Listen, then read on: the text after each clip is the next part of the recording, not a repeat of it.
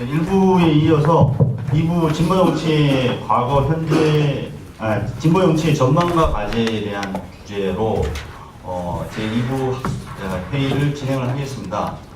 2부 회의는 강명세 세종연구소 수석연구위원님께서 맡아주셨습니다. 그러면 바로 마이크를 넘겨서 2부 회의를 진행합니다. 예, 세종연구소 강명수입니다.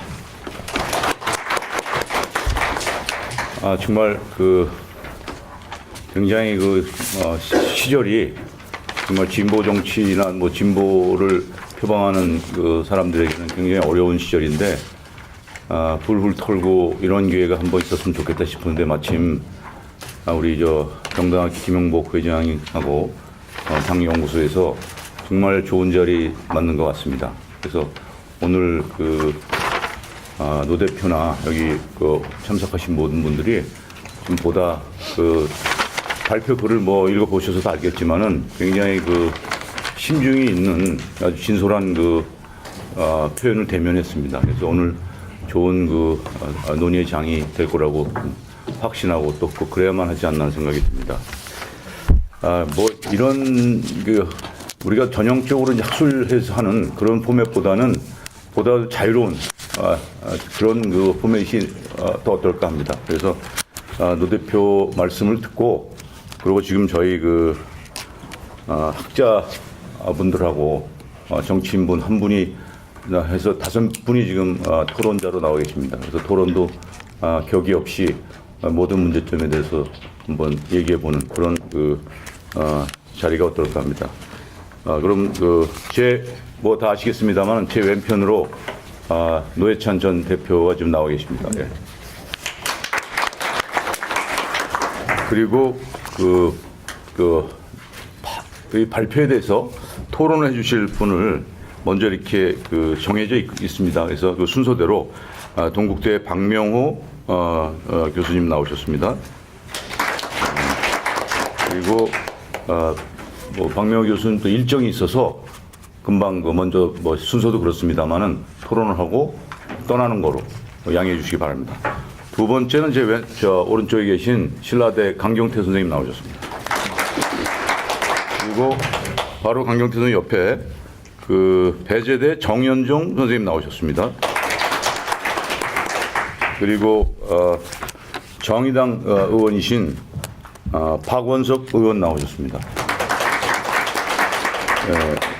마지막 토론자로 경희대 김윤철 교수님 나오셨습니다. 자, 그럼 마이크를 우리 노 대표님께 넘기겠습니다. 제가 한 20분 예, 하시면 그러실 거예요. 안녕하십니까.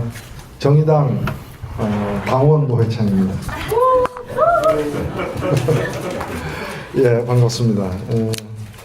당원으로 다시 이제 당원 자격을 획득한 지 얼마 안 돼가지고 아직 낯섭니다만 이해해 주십시오. 진보 정치의 전망과 과제, 사실 굉장히 저한테는 익숙한 주제입니다. 그러나 진보 정당이 만들어지고 여러 해가 또 많은 일을 거쳐왔는데 또 아직도 과제가 명확치 않고 전망이 불투명하기 때문에 이런 또 주제가 의미가 있는 게 아닌가 생각도 듭니다. 앞선 파트에서 진보정당의 과거 현재에 대한 조명이 있었습니다만, 오늘 제가 전망과 과제를 제 나름대로 좀 용이하게 풀기 위해서 간단하게 제 문제식을 지난 과정 속에서 말씀을 드리고자 합니다. 제가 이렇게 돌이켜 생각해 보니까 현재가 3전 4기가 아닌가 이런 생각이 듭니다. 7.8기란 말도 있습니다만, 진보정당이 과거 이승만 정권 때 진보당 말고 87년 민주화 이래로 새롭게 시작된 진보정당의 여러 흐름들, 시도들, 노력들이 크게 3번 엎어지고 지금 4번째 일어서려고 하는 상황이 아닌가. 첫 번째가 바로 민중해당, 민중당, 한국노동당 등이 이렇게 초기에 아주 소수 정당으로서 실험적으로 시도되었다가 이렇게 실패한 것이라고 보여집니다. 두 번째 시도는 이제 그 바탕에서 이제 민주노동당이 이제 창당되었다 또 실패하는 것. 그리고 세 번째가 이제 분열을 딛고 통합진보당으로 넓게 모였다가 다시 2012년도에 또 통합진보당에 또 이제 분당돼서 오늘까지 이르는 상황. 그게 이제 3번 이렇게 시련 속에서 넘어지고 다시 일어설지가 지금 이제 오늘 일어설지 또 어떻게 일어설지가 오늘 주제가 아닌가 이렇게 생각이 됩니다. 제가 한 가지 말씀드리고 싶은 것은 작년에 통합진보당 작년에 통합진보당 사태 등이 일어나면서 그런 사람인 줄 알면서 왜 같이 했느냐 뭐 이런 얘기를 듣고서 상당히 좀 괴로웠습니다. 저는 특히 같이 하려고 매우 노력했던 사람이기 때문에 이제 더 그렇습니다.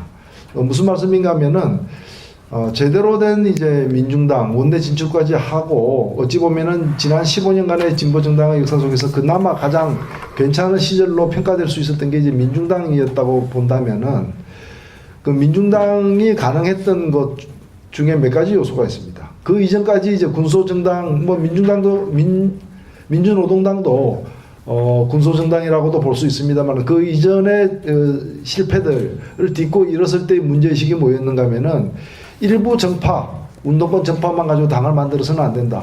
특히 뭐 NLPD 낡은 구분법입니다만은 또 당시에는 이제 비판적 지지와 이른바 민주연합론자들과 독자정당파 이런 부분들이 크게 모여야만 그나마 당으로서 움직일 동력이 확보된다는 문제의식이 분명히 하나가 있었고요. 두 번째는 민주노총 등 이 진보정당에 걸맞는 조직적 대중 기반이 공식적으로 확보되는 것이 창당에서 필수적이라는 판단을 사실 했었습니다. 그리고 세 번째는 이제 선거법 등의 어떤 개선이 필요하다고 판단했고 이런 것이 이루어질 때까지 좀 기다리면서 준비하자고 해서 12년의 세월을 거쳐서 2000년 1월에 민주노동당은 창당되었고 실제 당시 좀 폭넓게 그 이전과 다르게 비판적 지지를 해왔던 세력들까지 함께해서 창당에 참여했고 민주노총이 공식적으로 참여했고 세 번째로는 2002년도에 헌법재판소에서 이제 위헌 판결을 남으로써 1인 2표제가 사실상 확보되는 그런 이제 조건의 형성이 있었고 그 바탕 위에서 민주노동당도 가능했다 이렇게 판단이 됩니다. 굳이 제가 이 말씀을 드리는 이유는 뭔가 하면 민주노동당을 가능하게 했던 요인 그 이전의 당보다는 그나마 어느 정도 영향력 있는 원내까지 진출하는 힘 있는 정당으로 가능하게 만들었던 이 요인이 사실은 민주노동당이 더 이상 발전을 하지 못하고 교착 국면으로 들어가고 또 내분 상태에서 당이 쪼개지는데 주요한 의미 있는 작용을 한 요인이기도 사실은 했다라는 것입니다. 여기에 이제 한 가지 더 덧붙이자면은 민주노동당이 당시에 정치개혁의 일환으로 당내 민주주의를 실현한다는 것으로 해서 진성당원제를 굉장히 강조를 했고 또 그 효과 덕으로 많을 때는 뭐 10만 명이 넘는 당원까지도 이렇게 확보를 사실을 했었습니다. 그래서 원내 진출하기 전에 이미 민주노동이 2004년 원내 진출하기 전에 이미 중앙선관위 집계에 따르면은 당비 내는 당원수가 제일 많은 당이고 그 당원들이 낸 당비의 총액도 제일 많은 당으로 기록되기도 했었습니다. 그럼에도 불구하고 오늘날 민주노동당만이 아니라 전체적으로 보면은 이 진성당원제는 굉장히 뭐 좀 사라져가는 유물처럼 사실 되어 있습니다. 그러니까 이 진성당원제의 좋은 점이 제대로 건강한 당내 민주주의를 갖다가 발전시키는 바탕이 되기보다는 오히려 그것이 이 뭐 패권적인 그런 이제 그 당권 장악의 어떤 수단으로 전락하면서 오히려 당내에서 그 철칙과 같은 그런 이제 진성당원제가 오히려 부정선거를 일으키는 어떤 하나의 계기가 되기도 하고 그리고 당내의 어떤 선거 시스템 자체가 당 내외적으로 신뢰를 갖다가 완전히 상실하게 되는 그런 과정으로까지 이제 이르는 그 상태에 놓여 있습니다. 2004년은 아마도 이제까지 15년간의 그 과정 속에서 가장 진보정당이 나름대로 이렇게 지지율도 높이고 또 국민적 신뢰도 모았던 한 해였다고 이제 생각됩니다. 그 이후로는 한 번도 그 만회된 적이 없이 계속해서 지지율이 이제 하락 일로로 이렇게 달려왔는데요. 저는 이 과정에서 가장 이러한 어떤 실패에서 우리가 눈여겨봐야 될 것은 뭔가면은 신생 진보 정당이 자신의 강점으로 이렇게 다룰 수도 있는 주요 주제를 제대로 못 다룸으로써 오히려 그것이 가장 치명적인 약점이 되는 주제가 되어버렸다는, 그게 저는 북한 문제와 노동 문제라고 이렇게 여기서 생각을 하고 있습니다. 아시다시피 분단된 국가로서 그리고 오랫동안 이제 그 대립 구도 속에서 남북 관계가 유지되어 온 그런 상황 속에서 적극적으로 평화를 주장하고 평화적 방법으로 또 평화 체제를 안착시키는 그리고 군비를 축소시킨다거나 핵무기를 철거한다거나 하는 그런 주제와 관련해서 진보정당 특유의 문제의식과 비전이 있었음에도 불구하고 그런 걸 갖다가 긍정적으로 표출해서 국민들의 지지를 얻기보다는 오히려 북한 문제가 치명적인 약점처럼 북한 문제만 하여튼 나오면 말을 못하거나 또 말을 잘못하거나 뭔가를 하여튼 숨기고 있는 것처럼 이렇게 되면서 진보정당이 한 발 더 나아가는 데서 치명적인 약점으로 내내 작용을 해왔고 또 이것이 당내에서 여러 세력들 간의 갈등의 가장 첨예한 이슈가 되기도 했다는 것입니다. 두 번째는 이제 노동 문제입니다. 노동 문제야말로 어찌 보면 진보정당 특유의 문제식, 정책, 그 다음에 조직력의 바탕이 되는 핵심적인 어떤 가장 이제 자신의 강점을 발휘할 수 있는 주제임에도 불구하고 저도 이 일반 유권자들 시민들 이 얘기 들어보면은 어떤 노동 문제만 등장하면 진보정당에 대한 이미지가 이렇게 오히려 추락하는, 거의 이렇게 철밥통 지키는 사람들을 옹호하는, 그러지 않아도 상대적으로 좋은 조건에서 노동하고 있는 사람들 편만 드는, 그래서 어찌 보면 노동하는 기득권층의 편만 드는 그런 식으로 이렇게 그 많은 곡해와 오해도 사실 있다고 생각됩니다만 결과적으로는 그런 이제 이미지가 내내 쌓여져 갖고 그걸 제대로 풀어내지도 못했다. 푸는데 성공하지도 못했다라는 것입니다. 그런 속에서 이러한 이제 문제들이 내부의 당내 민주주의가 거의 이전 투구식의 어떤 그런 패권 경쟁 속에서 부닥치면서 1차 분열, 2차 분열 해서 분열 상태를 거치면서 오늘에 이르렀다 이렇게 저는 뭐 생각을 하고 있습니다. 지금 상태에서 과연 진보정당은 전망이 있는가? 2000년 그 민주노동당을 만들어가는 준비 과정에서 제일 많이 봉착했던 질문은 한국적 상황에서 유럽과 달리 한국적 상황에서 진보정당이 과연 가능할 것인가, 어렵지 않겠느냐라는 질문을 제일 많이 받아왔습니다만은 오히려 지금은 그보다 더 후퇴해서 뭐 진보정당 필요해? 그러니까 우리 국민들이 진보정당 없이도 꽤 살 수 잘 살 수도 있는 것 같다라는, 오히려 진보정당이 국민들에게 짐만 되는 게 아니냐라는 그런 극단적인 지적까지 이렇게 많이 받고 있는 상황입니다. 저는 이 전망과 관련해서 크게 진보정당 혼자서 헤쳐나갈 수 없는 한계는 분명히 있다고 생각됩니다. 기본적으로 한국 정치 전반의 어떤 질서와 지형, 시스템이 규정하는 그 규정력이 1차적이라고 보고요. 2차적으로는 진보정당이 어떠한 특유의 자기 노력을 기울일 것인가, 이 부분이 이제 있다고 생각해서 그런 전망과 과제를 이 두 개로 나누어서 마지막으로 말씀을 드리고 싶습니다. 1차적으로 보면은 저는 한국 정치, 요즘에 이제 새 정치 얘기도 나오고 정치 개혁이라거나 이런 얘기가 뭐 끊임없이 나오는 얘기이긴 하지만 특히나 많은 국민들에게 공감을 얻고 기대를 사실 모아나가고 있습니다. 저는 한국 정치를 제 나름대로 보면은 한국 정치는 지금 현재 불신의 근원이 되고 있는 부분은 이 소프트웨어와 하드웨어의 불일치로 인한 어떤 결과이다라고 생각됩니다. 그러니까 정당 체제를 하드웨어라고 보고 또 정당이 움직이는 기제로서 그 여러 이제 중심적인 어떤 이슈와 그걸 뒷받침하는 노선이 소프트웨어라고 본다면은 한국 정치는 수십 년간 독재와 반독재, 민주와 반민주, 독재와 반독재로 이렇게 대별되어서 정치가 이루어져 왔다고 생각됩니다. 그래서 정당도 그 독재 정권을 유지하거나 그게 빌붙어서 하는 정당과 그렇지 않은 정당, 대항하는 정당으로 나뉘어져 있었던 거, 정치도 그렇게 돌아갔던 것이죠.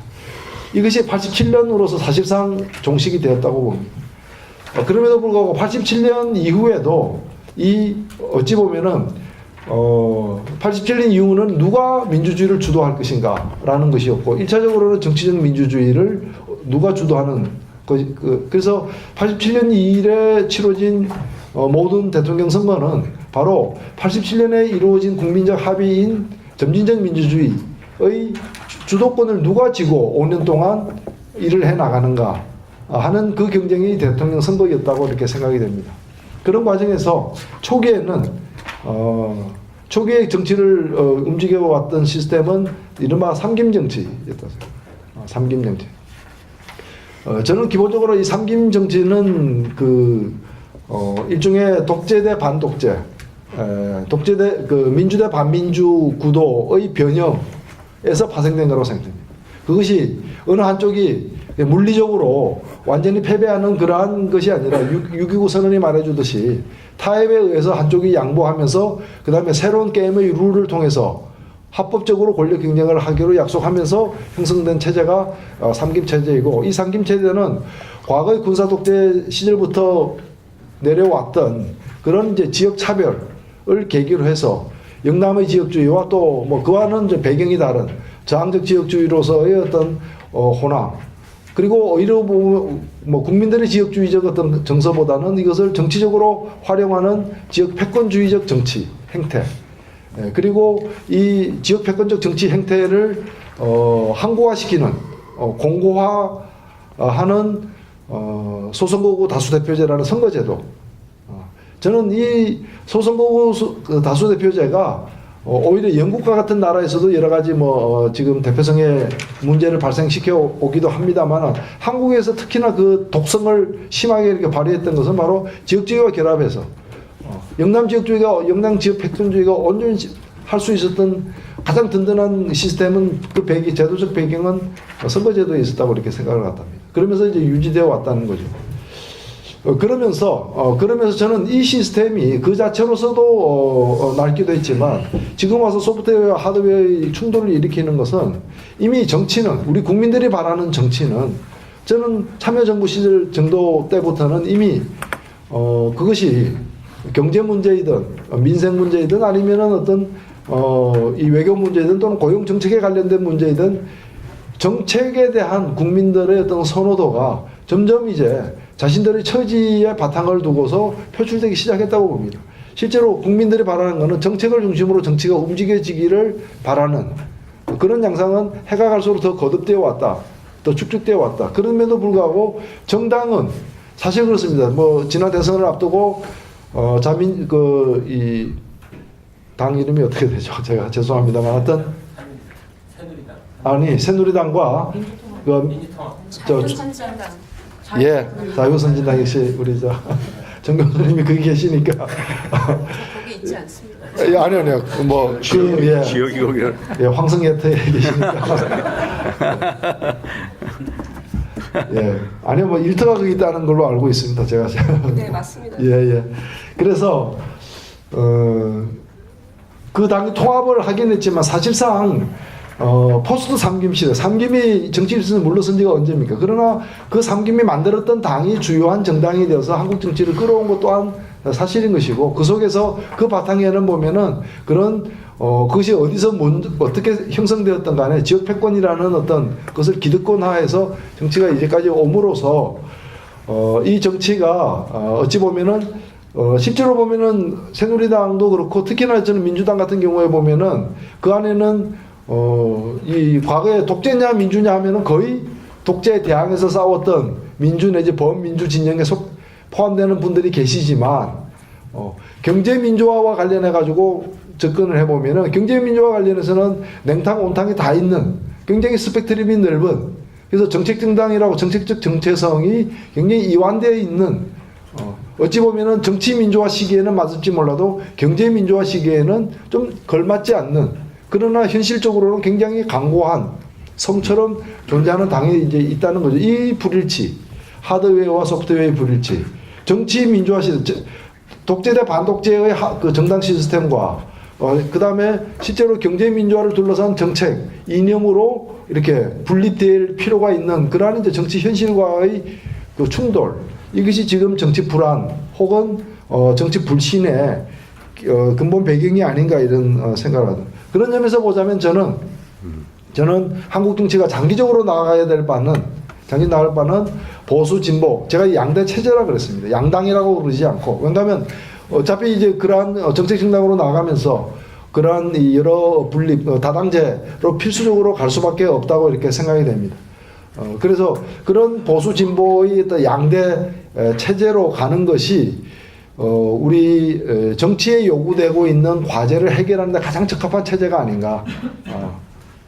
그리고 물론 이것은 뭐 더 그러면 이제 권력 체제와도 접근해 보면 그렇게 된다면 내각제가 더 맞겠다라고 여러 가지 이제 그에 따라서 파생되는 이제 개선 방향이 이제 변화의 방향이 이제 주어질 수도 있다고 봅니다만 기본적으로 그렇게 나가야 되는데 저도 솔직히 과거부터 이 주장을 많이 해온 사람이지만 현실적으로 볼 때 지금처럼 진보 세력이 민심을 얻지도 못하고 스스로의 능력도 부족하고 소규모로 존재하는 속에서 이러한 양대 체제라는 것이 언제 가능할 것인가 용원하지 않겠는가라는 생각도 한편으로는 듭니다. 그러나 저는 이 방향은 물론 이제 여기서 이제 뭐 한국 정치 자체가 장기적으로 중장기적으로 갈림길에 놓여 있다고 봅니다. 미국식 정치 체제로 갈 것이냐. 그러니까 진보 세력이 어떤 세력화되지 못하고서 그런 이제 좀 강고한 보수주의와 자유주의 세력으로 이렇게 주요 대립축이 형성되는 미국식으로 갈 거냐 아니면 유럽식으로 갈 거냐 갈림길에 놓여 있다고 보고 저는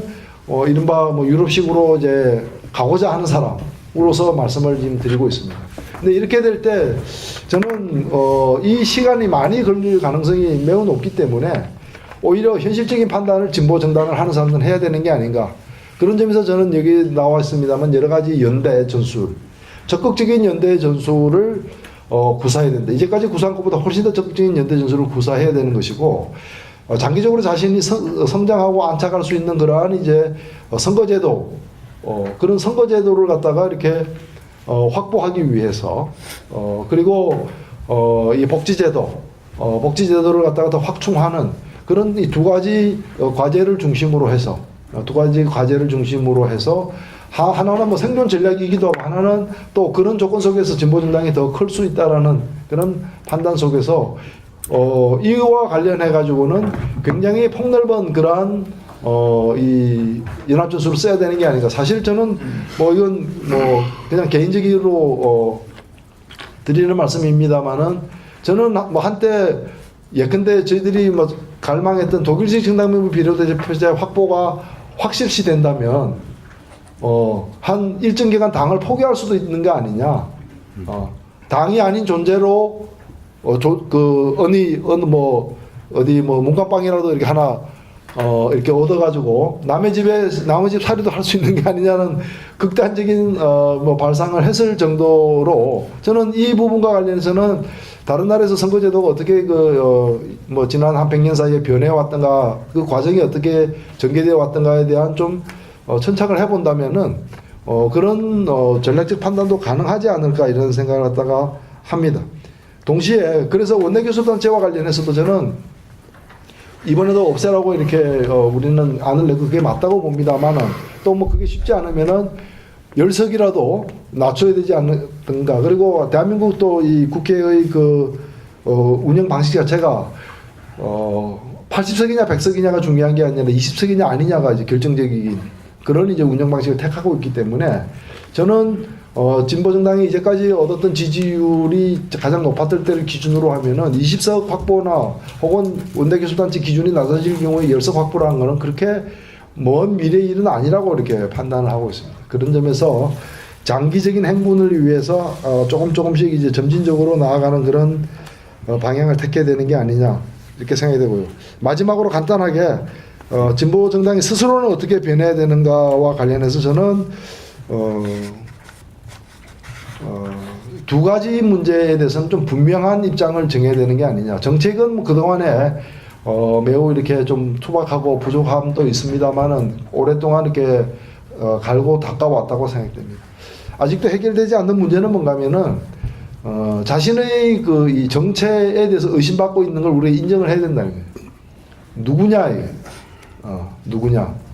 그런 점에서 저는 특히 북한 문제와 같은 것을 우리 진보 진영 일각에서 그거 사상 문제인데, 개인의 사상과 양심 문제인데, 국가보안법이 엄준하는데 왜 그걸 까발기란 말이냐라는 식으로 이렇게 항변하기도 합니다만은, 일반 개인은 그렇게 해도 되지만, 권력을 위임해 달라고 국민 앞에 나서는 정치인과 정당은 그렇게 해서는 안 된다는 거죠. 그것도 안 밝히면서 어떻게 권력을 위임해 달라고 얘기하느냐라는 거죠.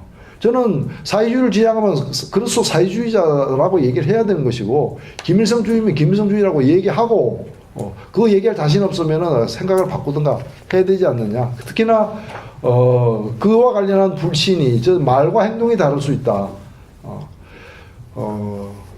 국회의원이라면 전쟁 나면은 뭐 과거에 국회가 전쟁 났을 때 이제 부산까지도 올무가 갔습니다만 국회 가는 곳으로 가는 게 맞는 거죠. 근데 전쟁 났는데 다른 정부 편에서 싸우겠다는 식으로 그것이 뭐 농담이었던 가벼운 얘기였던 계획이 없는 그런 얘기였던 그런 것들이 심대한 진보 정치에 대한 어떤 훼손과 불신을 자아낸다라는 점에서 저는 그 대신에 국민들에게 알기 쉽게 이해하기 쉽게 얘기를 해야 된다.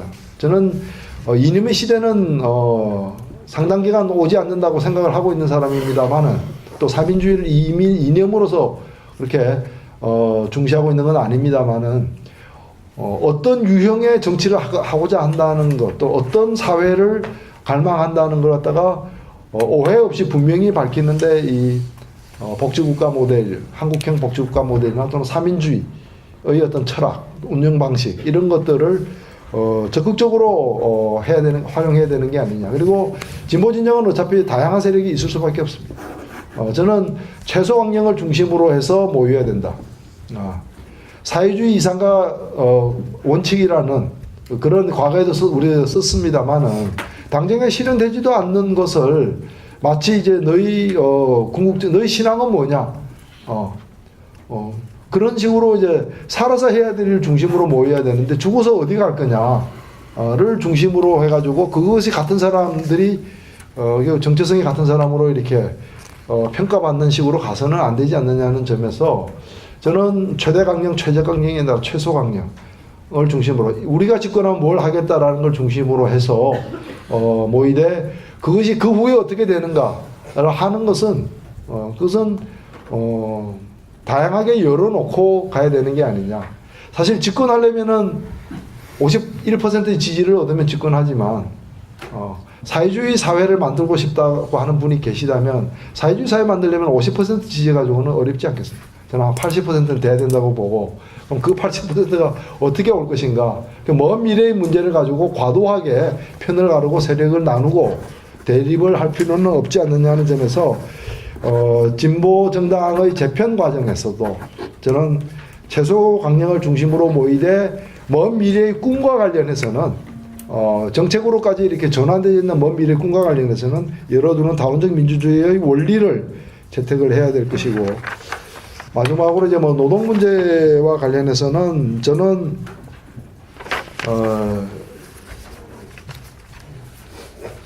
노동 문제 해결 없이 복지국가가 가기도 힘들고 진보정당이 크기도 힘든 건 사실입니다. 그러나 진보정당이 민주노총의 조직된 힘만 쳐다보고 거기에만 의존하고 그 관계에만 매몰되어서는 오히려 노동 문제를 풀어나가는 데 있어서도 더 한 걸음도 앞으로 나가기 힘든 것은 명확한 사실이 아닌가. 이걸 우리가 인정할 필요가 있고 이와 관련해서는 오히려 굉장히 좀 실질적인 실용적인 그러한 접근을 해야 되지 않겠냐. 그 정도만 좀 말씀드리면서 시간이 너무 초과해서 이상 제 발제를 마치고자 합니다. 경청해 주셔서 고맙습니다.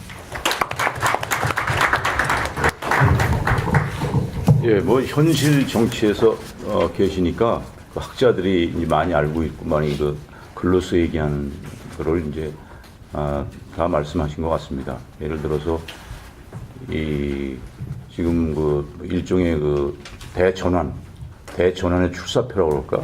대연대를 하고 연대를 해서 하여튼 정책 결정에 참여하고 싶다. 그렇지 않으면 이제 살아오는 게 의미가 없고 지금 한국 사회 요구하고 있는 시대적 요구를 노 대표는 그걸 이제 소프트웨어와 하드웨어라고 하는데 시대적 요구, 복지 이런 것이 지금 정치 체제 갖고 담아낼 수가 없습니다, 사실.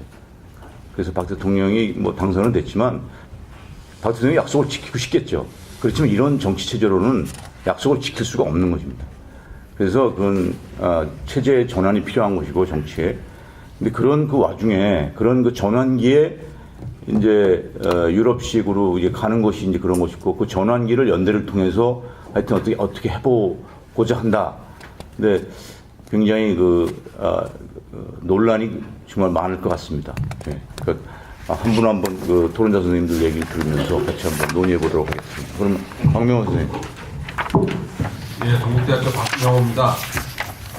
노회찬 의원은 전 의원은 개인적으로는 처음 뵀는데 오늘 축하드려야 될 일이 있는 걸로 복권 후 첫 대중 접촉이라고 우리가 아까 농담 삼아 얘기했었는데 개인적으로 기대하는 바가 많습니다. 제가 제대로 기억을 하고 있는지 모르겠는데 2000년 민노당 창당인가요? 아니면 2004년 13석을 국회에 확보했을 때인가 당시 계획에 의하면 2012년 집권이 목표였을 맞죠? 예. 2000년인가요? 2004년인가요? 창당은 2000년에 했고, 예.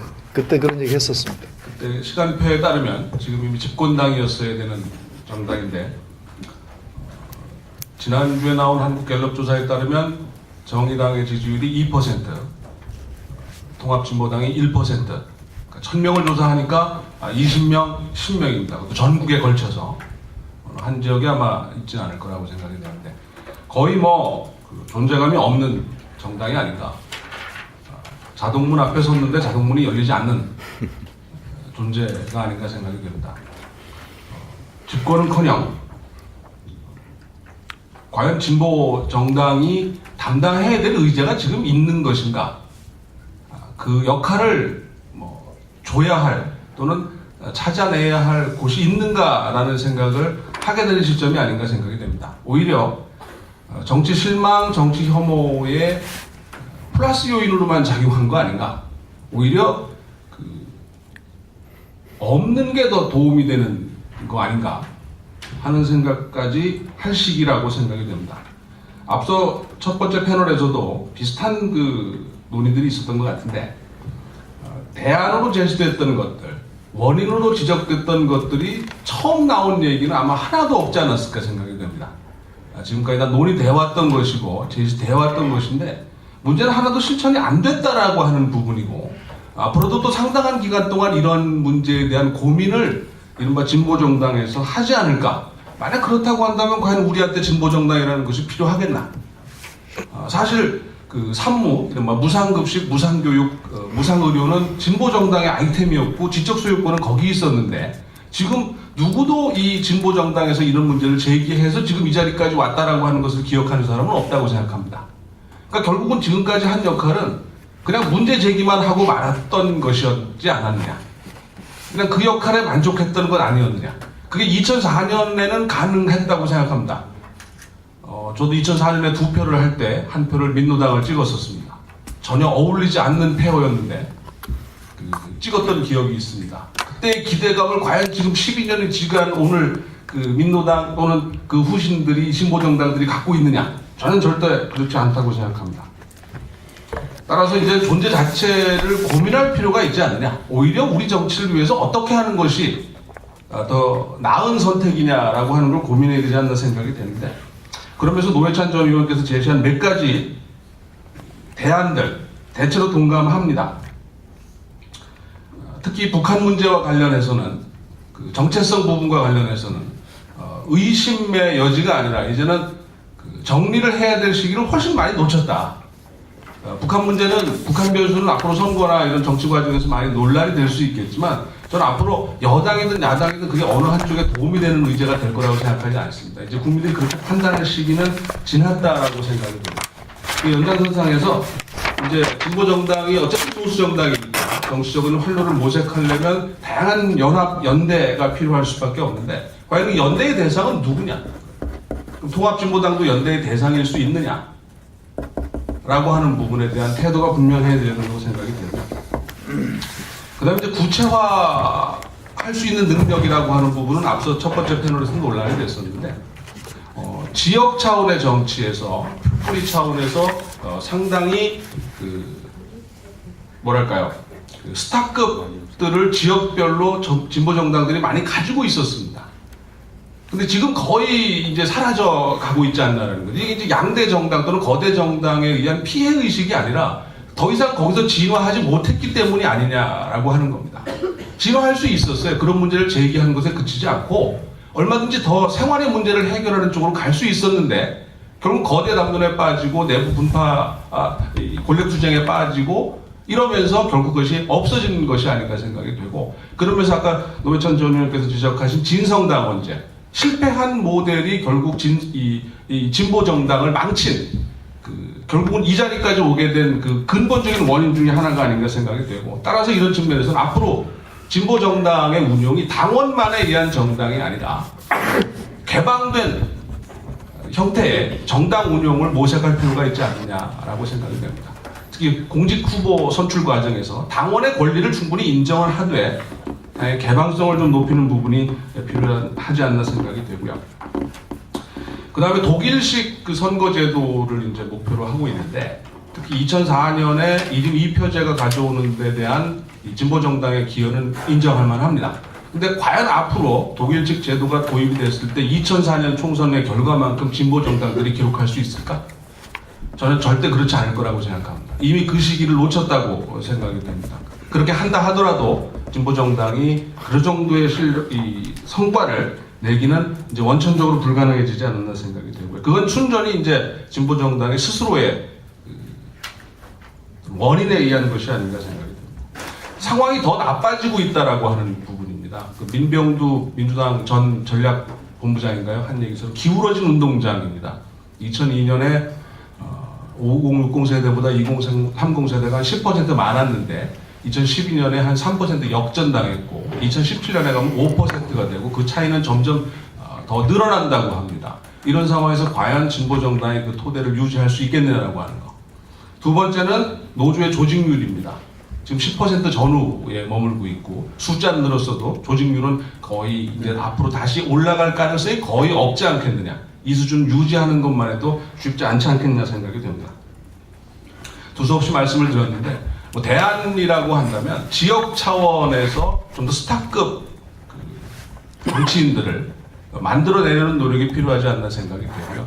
그런 사람들을 중심으로 지역 단위든 전국 단위든 이제 복지국가의 연합, 복지연합을 구성하고 주도하는 과정에서 역할을 찾아가는 것이 진보정당, 특히 정의당의 활로와 관련해서 좀 더 고민해봐야 될 필요가 있다는 생각이 듭니다. 이상입니다. 예, 굉장히 부정적인 열린 공간을 열지 못한 건 너희들 책임이니까 앞으로도 힘든 세월을 보낼 것이다. 그래서 정말 고민 많이 해야 될 것 같습니다. 그리고 그럼 이제 두 번째 우리 신라대 강경태 선생님 토론 부탁드립니다. 예, 반갑습니다. 신라대 강경태입니다. 오늘 노회찬 의원님 말씀 잘 들었습니다. 오늘은 아까 일부 제가 조금 봤습니다만 전반적으로 진보당이 실패했다는 큰 전제를 합의하고 이야기를 하는 것 같습니다. 그래서 합의하느냐 안 하느냐 그 문제가 사실 굉장히 어려운 문제인데 합의를 놓고 하니까 말은 좀 쉬워지는 것 같습니다. 그 진보에 대해서 여론조사한 그런 결과를 보면 대체로 약자를 보호하는 정당들이다, 소수자를 보호한다, 뭐랄까 서민층을 보호한다, 또 뭔가 문제 제기는 하지만 그럼에도 불구하고 해결책이 없다, 또 뭐랄까 말이 좀 어렵다, 전문적이다, 뭔가 가까이 다가가기에 좀 멀다, 고차원적이다, 이런 여론조사 평가가 많은 것 같습니다. 지금 우리 사회가 뭐 1대 80, 1대 90, 또 1대 99라는 말까지 나오고 있는데 또 생활이 어려운 사람이 굉장히 지금 늘어가고 있습니다. 그럼에도 불구하고 진보가 아까 2% 말씀하시면 5% 이하한 건 확실한 것 같습니다. 왜 그런가? 진보가 당연히 20-30% 정도는 이게 차지하고 있어야, 우리 구성원들을 대변하고 있어야 이게 정상적인 사회인 것 같은데 현실은 보면 좀 그러지 못한 것 같습니다. 우선 짚을 수 있는 게 진보는 은행이 일치가 안 되는 것 같습니다. 분배를 말하고 있지만 FTA를 주장한다든가 환경보호를 주장하지만 KTX 설립할 때 천성산의 그런 지율 스님 그런 문제를 그 상황이 그래서 그랬는지 모르겠습니다만 그런 문제, 노동자의 인권을 주장하지만 노조를 탄압했다라든가 이렇게 은행이 한 10년 이렇게 겪으면서 보니까 일관적으로 일치하지 않더라. 두 번째는 말이 아까 말씀드린 대로 좀 추상적이고 좀 고차원적이다. 통일이 어떻고 뭐 인권, 뭐 성소수자 뭐 이렇게 지금 프랑스 혁명도 사실은 먹고 때거리 때문에 일어났는데 좀 이렇게 와닿는 문제가 아니고 좀 먼 이야기만 자꾸 이렇게 해대니까 선거 때 옵션이 그것만 있는 게 아니고 여러 개 있는 상황에서는 그쪽으로 손이 잘 안 가는 것 같습니다. 이 선거라는 게 여러 가지 요인이 있지 않습니까? 공약, 정책, 조직, 또 비전, 슬로건 이런 게 있는데 진보는 보수, 중도 다른 정당들에 비해서 하나도 남은 게 없다. 전반적으로. 그러나 그게 나을 경우 쉽게 다가갈 때는 성공할 수도 있었다. 예를 들면은 김상곤 2010년도 경기도 교육감이 보육, 무상 보육 이게 굉장히 쉽지 않습니까? 이런 어떤 화두를 던질 때는 국민들로부터 지지를 받고 재순도 하고 또 지금은 교육감 차원을 넘어서 경기도 전체 어떤 도백의 수준까지 올라가는 걸 보면은 진보가 예외적이긴 하지만 성공할 여지는 있다. 그러나 전반적으로는 실패했다. 이게 결론으로 넘어올 수 있을 것 같습니다. 그러다 보니까 이제 개각 그 배반 투표라는 현상도 생기는 것 같습니다. 40대 이하는 조금 미미하지만 계급 성향의 투표를 하지만 40대 이후 50대로 넘어가면은 계급 성향과 반대되는 배치되는 그런 어떤 투표 성향을 보이는 것 같습니다. 이런 현상은 수도권에 있는 사람보다는 지방에 있는 사람, 남성보다는 여성, 여성 중에서도 무슨 전업주부 뭐 이런 사람들이 자기 처지가 아주 어려움에도 불구하고 그런 어려움을 대변해주는 정당보다는 반대 부자들을 위한 그런 정당들을 선호하고 있다는 거죠. 이런 현상이 한 10년 전부터 이렇게 지속되어 오는 것 같습니다. 97년도 IMF를 겪으면서 이제 40대 그 당시 중추에 있던 사람들이 뭐 구조조정을 당한다라든가 명예퇴직을 강요받는다라든가 아니면 그럼에도 불구하고 애들 학자금은 들어가야 되고 그럼에도 불구하고 부모들을 봉양을 해야 되고 뭐 이런 여러 가지 문제를 겪다 보니까 이 경제적으로 굉장히 피폐합니다. 이게 한 번만 겪었으면 또 모르는데 2008년도 금융 대란까지 두 번째로 쇼크를 받아버리니까 이제는 개혁 성향과 전혀 반대되는 그런 정치 성향을 보이는 것 같습니다. 그때 이제 물론 2010년도 지방선거 당시에 야권에서 특히 진보 측에서 복지 담론을 드러냈지 않습니까? 특히 무상급식 이건 굉장한 화두였는데 어떻게 보면은 좀 위기를 조장하는 국민들의 시선을 끌지 못할 화두였을 수도 있었는데 아주 진보로서는 다행스럽게 이게 전국적으로 화두가 되고 그리고 2011년도 보궐선거에서는 이게 보편적인 복지 수준으로까지 올라갔는데 진보의 역할은 사실 거기서 끝난 것 같습니다. 아까 말씀하신 대로 문제를 제시했는데 그거를 담아내는 말하자면 우리가 술 먹을 때는 오사마리가 안 되는 거예요. 2012년도 되면은 새누리당에서 이거를 총선과 대선을 거치면서 이거를 마치 자기들 것이냐 특허가 없는 거니까 우리 부산에 가면은 속 시원한 대구탕이라고 있어요. 이게 식당이 한 30개 돼요. 원래 스타트는 해운대 미포라는데 지금 102층 건물진 거기서 했는데 이 할머니가 이렇게 하니까 이게 특허가 안 되니까 다른 사람들이 조금씩 배워가가지고 좀 더 좋은 장소, 좀 더 좋은 어떤 시설 이런 걸 해가지고 원주인보다 돈을 더 잘 버는 거예요. 이게 지금 우리 복지 진보 쪽에서 일어나는 현상인 것 같아요. 새누리당에서 가져가가지고 당명도 바꾸고 색깔도 바꾸고 주전 선수들도 바꾸고 이래가 탁 개봉하니까 원래 했던 사람들은 저 뒷전이고 새로운 사람이 이게 마치 자기 것이냐. 그래서 이제는 더 이상 진보냐 보수냐를 논할 때 어떤 복지가 더 이상 그 경계선이 안 되는 것 같아요. 그러다 보니까 안보나 무슨 이념 이런 게 좀 더 크게 보이고 그러다 보니까 진보가 더 이렇게 억눌리는 것 같아요. 그래서 2012년 대선에서 나온 이야기가 보수가 완전히 전면적으로 우리나라를 집어삼키는 게 아닌가 이런 논쟁까지 나왔지 않습니까? 근데 외형적으로 보면 그런 것 같지 않아요. 2007년도 대선에서 이명박이 500만 표 26% 차입니까? 김동영한테 이기지 않습니까? 근데 이번에는 후보 3% 정도이기 때문에 외부적으로 보면은 진보가 전국적으로 확산했다 이렇게 볼 수는 없는데 지난 그 2006년도 2002년도입니까 16대 대선에서 보면은 이해창 후보가 노 후보에 비해서 그 당시에 저소득층에서 한 6% 정도 더 표를 획득했음에도 불구하고 했는데 이번에 박 후보는 20% 이상 저소득층의 표를 문재인 후보보다 더 획득한 걸 보면은 내용적으로 보면은 보수의 어떤 득세 이게 맞는 것 같습니다. 그럼 왜 이렇게 진보가 몰락했는가? 원인은 뭐 여러분들이 지금 이야기해 주신다만은 조금 장기적으로 본다면은 신자유주의 이게 풍토가 대내외적으로 좀 이렇게 횡행한 게 큰 원인이 아닌가. 구조적으로 어떤 정부가 들어서더라도 신자유주의의 그 거대한 물결을 막기가 좀 어려웠다 이렇게 볼 수 있겠고 또 두 번째로는 지구당이 개최됨으로써 그 당과 어떤 주민들과의 어떤 소통, 연결고리가 좀 와야 됐다. 그러니까 진보는 그게 그 유일한 어떤 소통 고리였는데 그게 와야 되면서 진보가 설 수 있는 근거가 많이 무너졌다. 그와 동시에 또 종편이 또 들어섰지 않습니까? 지금은 애지간한 집이나 무슨 공항이나 식당이나 이 가게 같은 데 가보면은 종편이 안 틀면 안 된다고 무슨 법에 적어놓은 것처럼 언제나 보면은 다 그렇게 되어 있어요. 희한합니다, 이게. 이 채널 돌리더니 종편, 저거 돌리면 저 종편, 이런 식으로 아주 종편이 거의 그래서 이 50대, 60대 이 아이씨들 이야기해 보면 굉장히 많이 알아요. 그래서 저보고, 당신은 정치학 한다면서 내보다 모르냐고. 그 배경 어떤 지식이나 이런 걸 계속 주입시키니까 자기도 모르게 우에서 더 우로, 더 깊은 우로 지금 가고 있는 것 같습니다.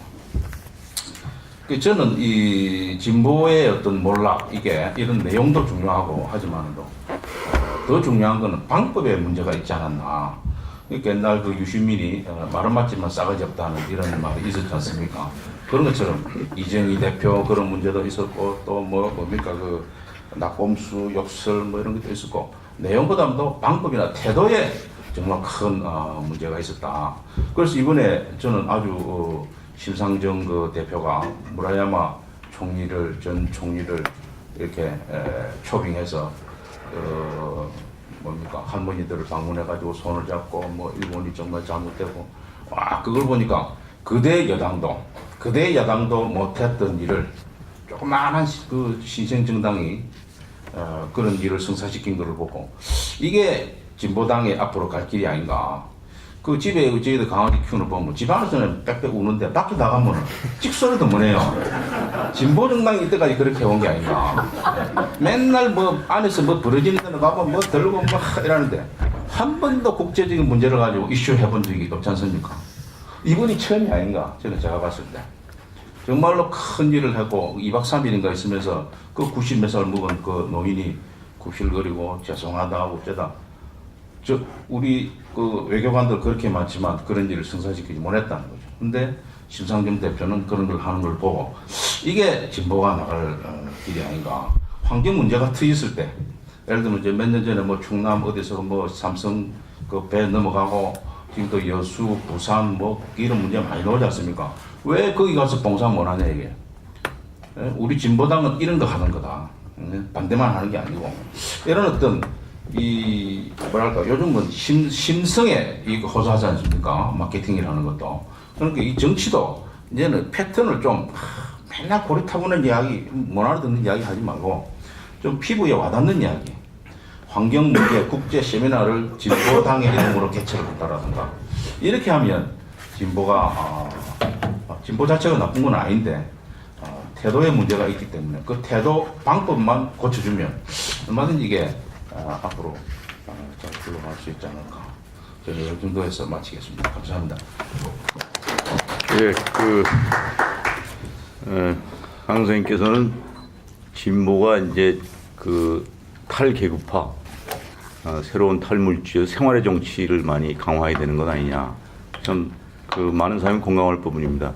그전 그 좋은 말씀 중에 우려할 부분이 정말 종편의 그 악영향이 굉장히 그 생각보다 심하고 그 일사불란하게 모든 뭐 3개인가 4개가 있는데 거기서 나오는 인사들, 출연자의 말들 이런 것들 자체가 굉장히 하여튼 이 진보에게 불이익을 갖다 주는 그런 걸 아주 날카롭게 지적하신 것 같습니다. 예, 그러면 다음은 그 정현종 선생님께 마이크를 돌리겠습니다. 예, 배재대학의 정현정입니다. 직장이 대전에 있는 배재대학이고요. 그 앞서서 이제 두 분 교수님들께서 많은 얘기를 해주셨는데 저는 오늘 이 토론을 이제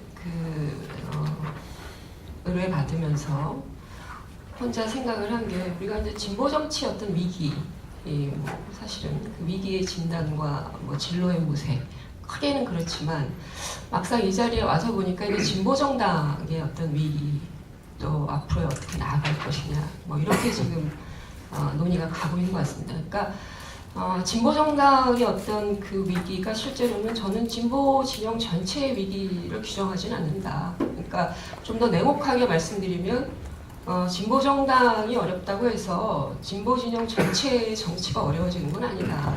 저는 그렇게 말씀을 드릴 수 있을 것 같고요. 그리고 정의당의 어떤 모델만 있는 것이 아니라 저는 이 진보라고 하는 거대한 어떤 스펙트럼 안에서 다양한 정당, 제3의 정당의 어떤 그 모델들이 나올 것이다.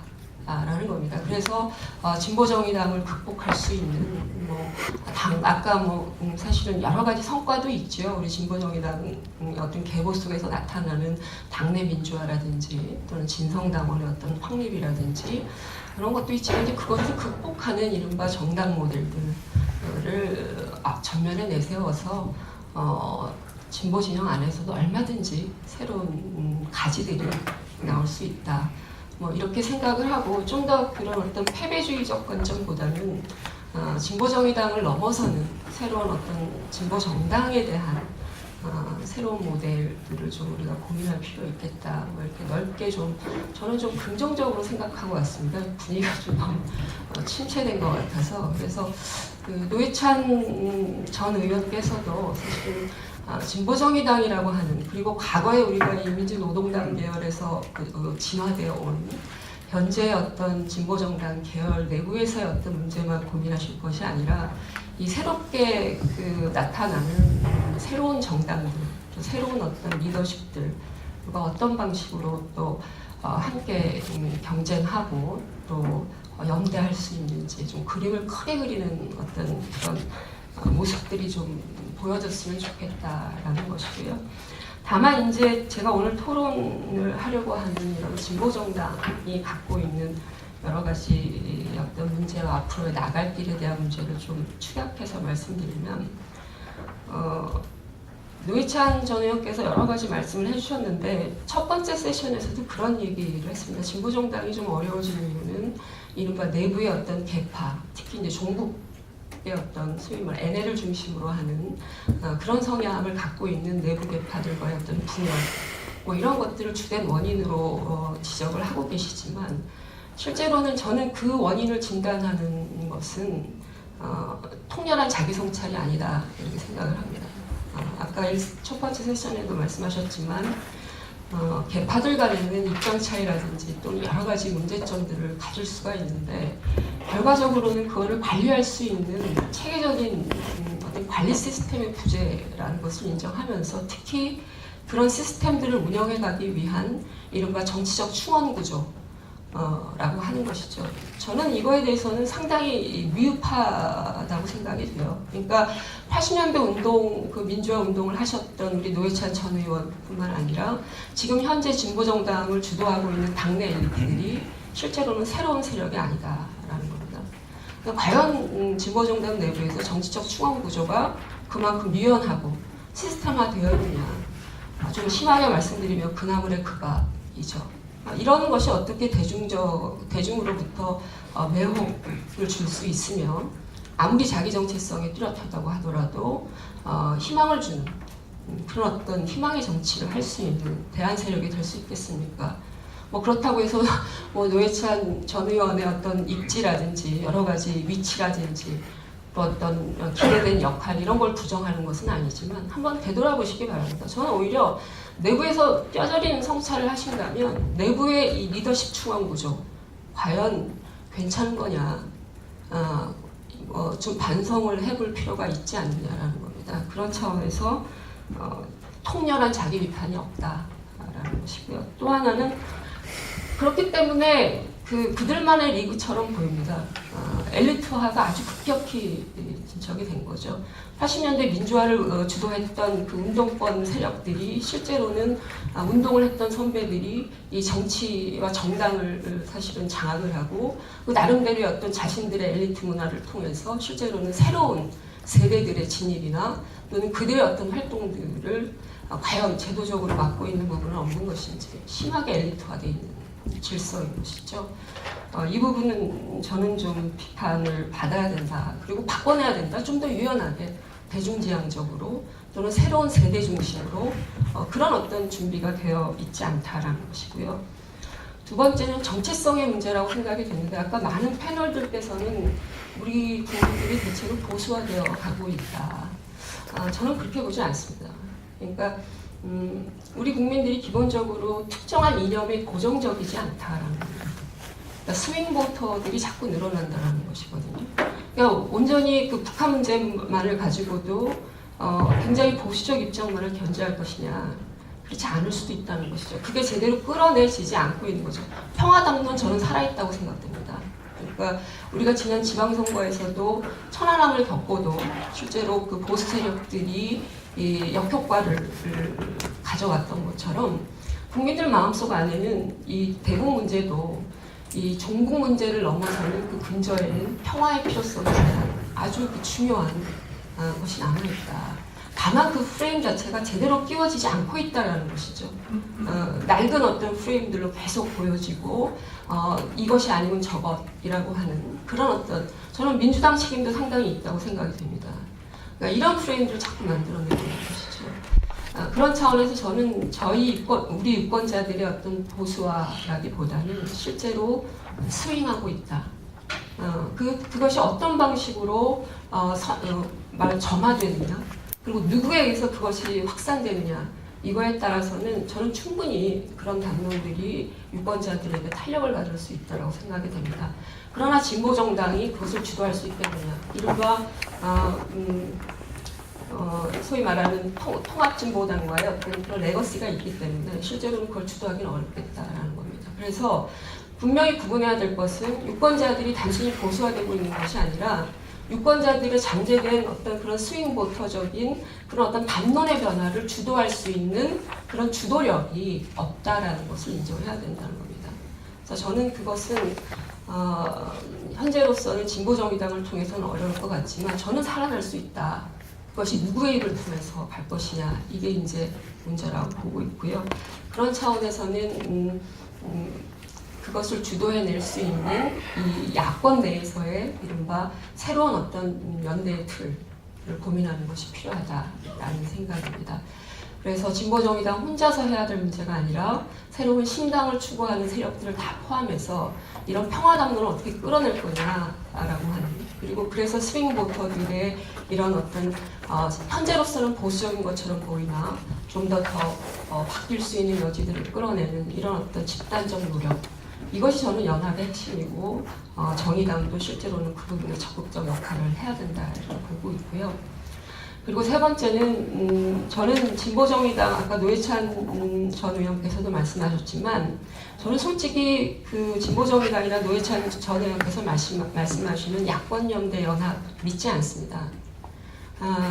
민주당과 하는 연대연합은 그런 어떤 그 병력들만 우리가 갖고 있었던 거 아니겠습니까? 아주 힘센 정당과 소수 정당이 뭉쳐서 실제로는 나눠먹게 하는 그런 어떤 형태들. 민주당이 실제로는 가치 연대를 하지 않죠. 소수 정당의 가치를 뺏어갈 수 있을지 모르지만 그걸 중심으로 진정한 연대를 하지 않습니다. 그러니까 제도도 안 바뀝니다. 소수자를 보호할 수 있는 선거제도 안 바뀌는 거죠. 이게 우리가 계속해서 반복해오고 있는 연대의 결과물인 겁니다. 그래서 저는 오히려 새로운 어떤 연대는 소수자들끼리의 연대가 중요하다. 어떤 거대 정당들과 소수자가 함께하는 이런 어떤 비대칭적인 그런 연대, 가치가 없는 그런 연대보다는 소수자들이 가치를 중심으로 뭉칠 수 있는 그런 어떤 개방성 이런 것들을 좀 넉넉하게 가져야 한다라는 그런 차원이고요. 그런 차원에서 어떤 다원화된 아까 노회찬 의원께서 말씀하신 것처럼 다원화된 질서의 어떤 필요성 이런 것들은 정말 절실하다라는 것이고요. 그런 차원에서 연대의 어떤 개념과 연대에 대한 정의를 좀 바꾸셨으면 좋겠다. 패러다임을 좀 바꿨으면 좋겠다라는 그런 생각입니다. 그래서 이 정도만 말씀드리겠습니다. 감사합니다. 네, 노 대표가 오늘 요지는 연대인데 우리 또 토론자께서도 생각은 다르지만 전혀 다른 의미의 연대를 이제 말씀하셨어요. 그래서 앞으로 답변에서 또 다른 재밌는 얘기가 나올 것 같습니다. 그러고 보니까 토론자가 권 출신들 국회의원 된 사람 많은데 그런 비판도 했는데 저도 한두 명은 올 줄 알았는데 하나도 안 왔네요. 386 국회의원들이. 예. 그럼 다음으로 박원석 의원께 이제 말씀을 부탁드리겠습니다. 예, 사실 저희 노 대표님이나 제가 말을 많이 하면 많이 들어야 되는 자리인데 왜 저한테 토론을 해달라고 연구소에서 지명을 하셨을까 좀 생각을 해봤습니다. 제가 진보정당 내부 출신이기보다는 큰 맥락에서는 이른바 이제 진보 진영에 속한 그런 시민운동을 하긴 했지만 진보정당의 지난 10년의 역사적 과정에 직접적인 참여를 하지 않았던 사람이고 어떻게 보면 지난 총선 때 일종의 외부 개방 차원에서 비례대표가 된 사람이기 때문에 조금 객관적인 시선에서 진보정당의 과거와 미래에 대해서 얘기를 할 수 있지 않겠나 이런 의미였던 것 같습니다. 다 아시는 얘기지만 지난 총선에 시민운동의 많은 리더들이 정치권으로 옮겨왔습니다. 옮겨오는 과정에서 시민정치운동이라는 그런 어떤 새로운 시도도 있었고 또 그걸 통해서 대체로 결과가 되는 것은 민주당으로 자리를 옮겼습니다. 많은 분들이 저한테 질문을 했던 게 시민운동의 주류가 다 민주당 가는데 왜 당신만 여기 통합진보당 왔냐, 그리고 통합진보당 분당의 와중에서 후회하지 않냐 이런 질문도 많이 받았는데 제 고민은 이런 거였습니다. 우리 정당 체제라는 것이 거의 반세기 이렇게 이어져 왔는데 정당이라는 게 국민들의 실질적인 실생활에 영향을 미치거나 또 어떤 정치적 기대를 국민들로부터 갖게 만드는 그런 정당 정치가 작동하지 않고 있다. 근데 그 원인이 모두도 아는 얘기입니다. 이게 지역주의 양당 체제, 고착화된 이 체제에 있고 이 체제의 변화가 없이는 실은 한국 정치가 나아질 전망이 없겠다. 이런 게 당시에 제 문제의식이었고 결국에 이 정당 체제에 충격을 줄 수 있는 것은 제3당, 특히 기존의 정당 체제 바깥에서 외생적으로 형성된 이 진보 정당이 주는 충격, 또 진보 정당의 존재로 인해서 만들어지는 정치적 변화 이거밖에 없지 않겠냐라는 판단하에 물론 이제 더 평탄한 길일 수 있겠죠. 만약에 민주당이나 다른 기성제도권을 선택을 했다면. 근데 누군가는 그런 물꼬를 터야 이 시민운동과 진보정당 간에 눈에 보이지 않는 장벽 같은 것을 허물 수 있는 그런 역할을 할 수 있지 않겠냐 이런 판단을 했고 저는 당시의 문제의식에서 지금도 여전히 변함이 없습니다.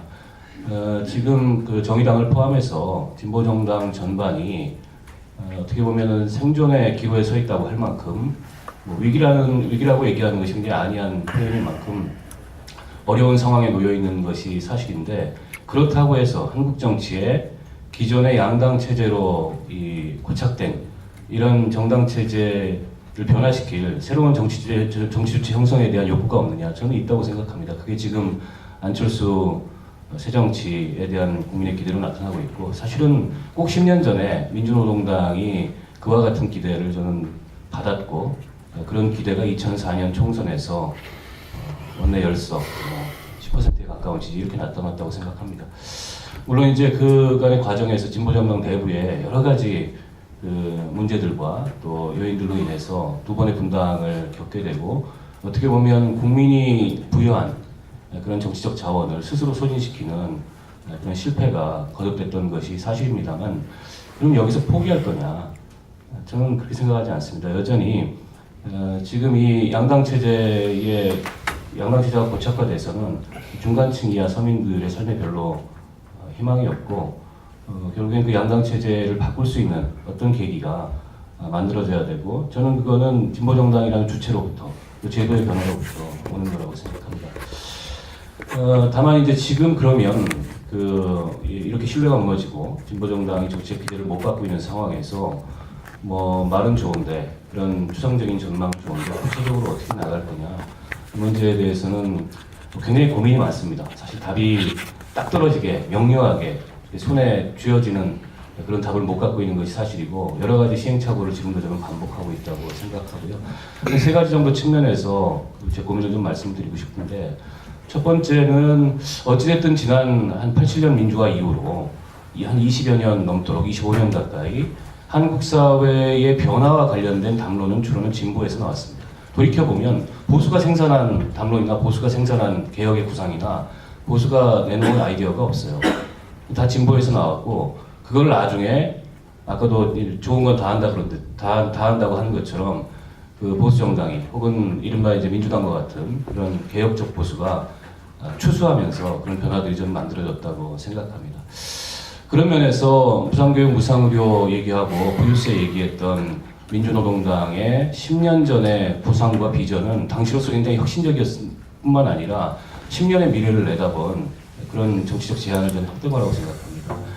물론 이게 이제 수학은 제주는 누가 부리고 수학은 돈은 누가 먹는다고 수학을 거두지 못한 그런 한계는 분명히 있었습니다만 저는 여전히 진보정당의 역할로서 그런 이 진보적인 정책 이전이나 또 가치 이런 것들을 생산하고 확산시키는 그런 역할이 여전히 유효하고 필요하다. 근데 문제는 거기서 끝이었어요. 무상교육, 무상의료, 부유세 얘기한 뒤로 지금 한 10년 정도 지났는데 그 10년 동안 새로운 것이 더 이상 안 나왔습니다. 어떻게 보면 진보 정당도 의제 혁신을 못한 측면이 있고 계속 이제 자기가 제안했던 의제를 뺏기는 그런 과정만 있었던 거죠.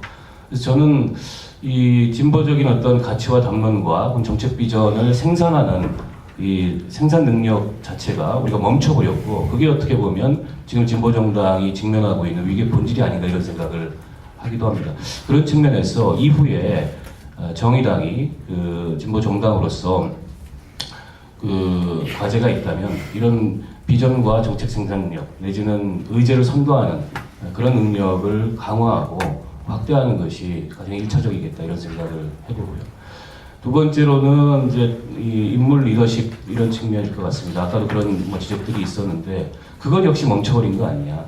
새로운 어떤 자원들이 들어와서 혹은 과감하게 새로운 자원들을 이 내부로 끌어들이거나 혹은 내부에서 육성을 해서 다양한 그런 리더십 자원들이 굉장히 활력 있는 그런 리더십 경쟁을 하는 그런 정당이 되지 못하고 어떻게 보면 뭐 심상정, 노회찬 이렇게 그냥 대변되는 이 체제가 굳어져 버린 거 아니냐. 그리고 거기서 더 이상 발전하지 못한 거 아니냐. 이런 문제 지적도 저는 충분히 검토를 해봐야 된다고 생각합니다. 지난 그 정의당 저희가 창당을 하고 나서 어떻게 보면 우리 천원선 대표께서는 과거의 진보정당 맥락에 서 있지 않던 분이 처음으로 이제 대표가 됐습니다. 굉장히 중요한 저는 변화였다는 생각이 들고 이제 천호선 대표 체제 하에서 우리가 당명도 바꾸고 또 당의 PI도 새롭게 좀 바꾸고 또 지금 국가 비전 관련된 당내 논의가 진행이 되고 있는데 조만간 이제 국민들 앞에 발표를 할 계획을 앞두고 있고 당의 기초를 다지는 정당으로서의 꼴을 갖추는 그런 노력들을 하고 있습니다만 저는 지난 대표선 그 당직 선거에서 약간은 아쉬운 점이 좀 더 어떻게 보면은 그 생산적인 그런 리더십 경쟁이 없었고 어떻게 보면은 반합의 추대 비슷하게 그 대표가 됐습니다. 사실은 그런 과정을 통해서 그 세워진 리더십은 그렇게 강하지 좀 못할 수 있다고 생각하고, 물론 특수한 상황이 있었어요. 통합진보당 내부에 워낙 이른바 이제 정파 갈등, 그거에 대한 트라우마들이 워낙 컸고 거기에 대한 성찰들이 있었기 때문에 가급적 그런 것을 지양한다 이런 생각들을 서로가 갖고 있어서 자제됐던 측면이 있습니다만, 이후에는 보다 더 활발한 그런 리더십 경쟁이 당내에서 일어나서 당 전체 활력을 높이는 그런 방향으로 발전했으면 좋겠다 이런 생각을 해봅니다. 그리고 이 새로운 어떤 당의 인물 혹은 세력 이거를 만들어내는 데 있어서 정당이 해야 될, 끊임없이 해야 될 굉장히 중요한 기능 중에 하나가 교육입니다. 근데 대한민국의 그 어떤 정당도 교육을 안 해요. 서구의 진보정당을 포함해서 서구의 정당은 그 자체가 교육기관인데 대한민국 정당은 교육을 안 합니다. 정의당도 교육위원회가 있고 형식적인 교육들이 있습니다. 근데 형식적인 교육에서 그치는 거죠. 다양한 계층과 혹은 다양한 층위의 지지자 혹은 잠재적 지지자 혹은 핵심 지지자에 관한 다양한 형태의 교육이 진행이 되고 그 자체가 이 정치 토론의 장이 되어야 되는데 그런 기능이 과거보다도 오히려 좀 약화된 측면이 있는 게 아닌가. 그런 환경에서는 저는 새로운 인적 자원들이 당 내부에 만들어지고 당의 활력이 생길 수 없다. 그런 점에서 일종의 정치 교육, 정치 토론을 활성화시키기 위한 그런 부단한 노력들이 필요하지 않겠나 이런 생각을 해봤고요. 세 번째가 이제 정치는 우리 혼자 하는 게 아니기 때문에 정당 간의 경쟁 체제, 그 규칙을 어떻게 만들 건가 굉장히 중요합니다. 그런 면에서 지금 이 소선거 구자하의 단순 다수 대표제는 진보 정당으로서는 쥐약과 같은 저는 제도를 갖고 있다고 생각하고, 여기에는 안철수 할아버지가 와도 이 상황에서 3당은 성공할 수 없는 그런 구조적인 제약을 저는 갖고 있다고 생각해요. 이거 돌파 못하면 저는 2016년, 2017년은 물론이거니와 이후에도 진보정당 별 비전이 없다.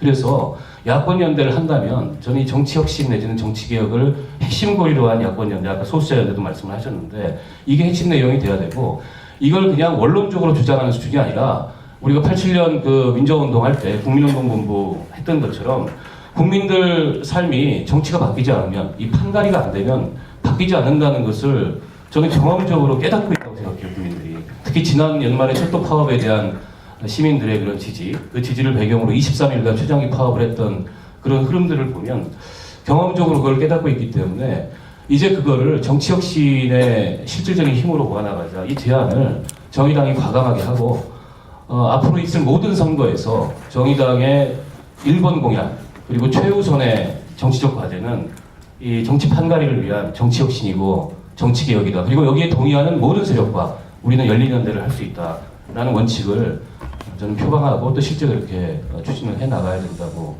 생각을 합니다. 마지막으로 한 가지 말씀드리고 싶은 것은, 진보정당은 진성당원제를 이 조직 구성과 운영 원리로 채택을 해왔습니다. 저는 여전히 유효하다고 생각합니다. 진성당원제가 이 정파 패권에 오염이 됐던 것이 사실이지만 그에 대한 상당한 성찰과 상당한 반성을 통해서 정의당이 나왔기 때문에 저는 그런 과거 민주노동당 시절 혹은 통합진보당 시절과 같은 그런 맥락의 이 정파 패권의 폐해는 정의당에서는 발생하지 않으리라고 거의 확신합니다. 문제는 진성당원제가 실질적으로 작동하기 위해서는 실제 이 지역에 당 조직이 살아있고 그리고 지역 사회에 우리 국민들의 생활 세계에 정당이 있어야 되는 겁니다.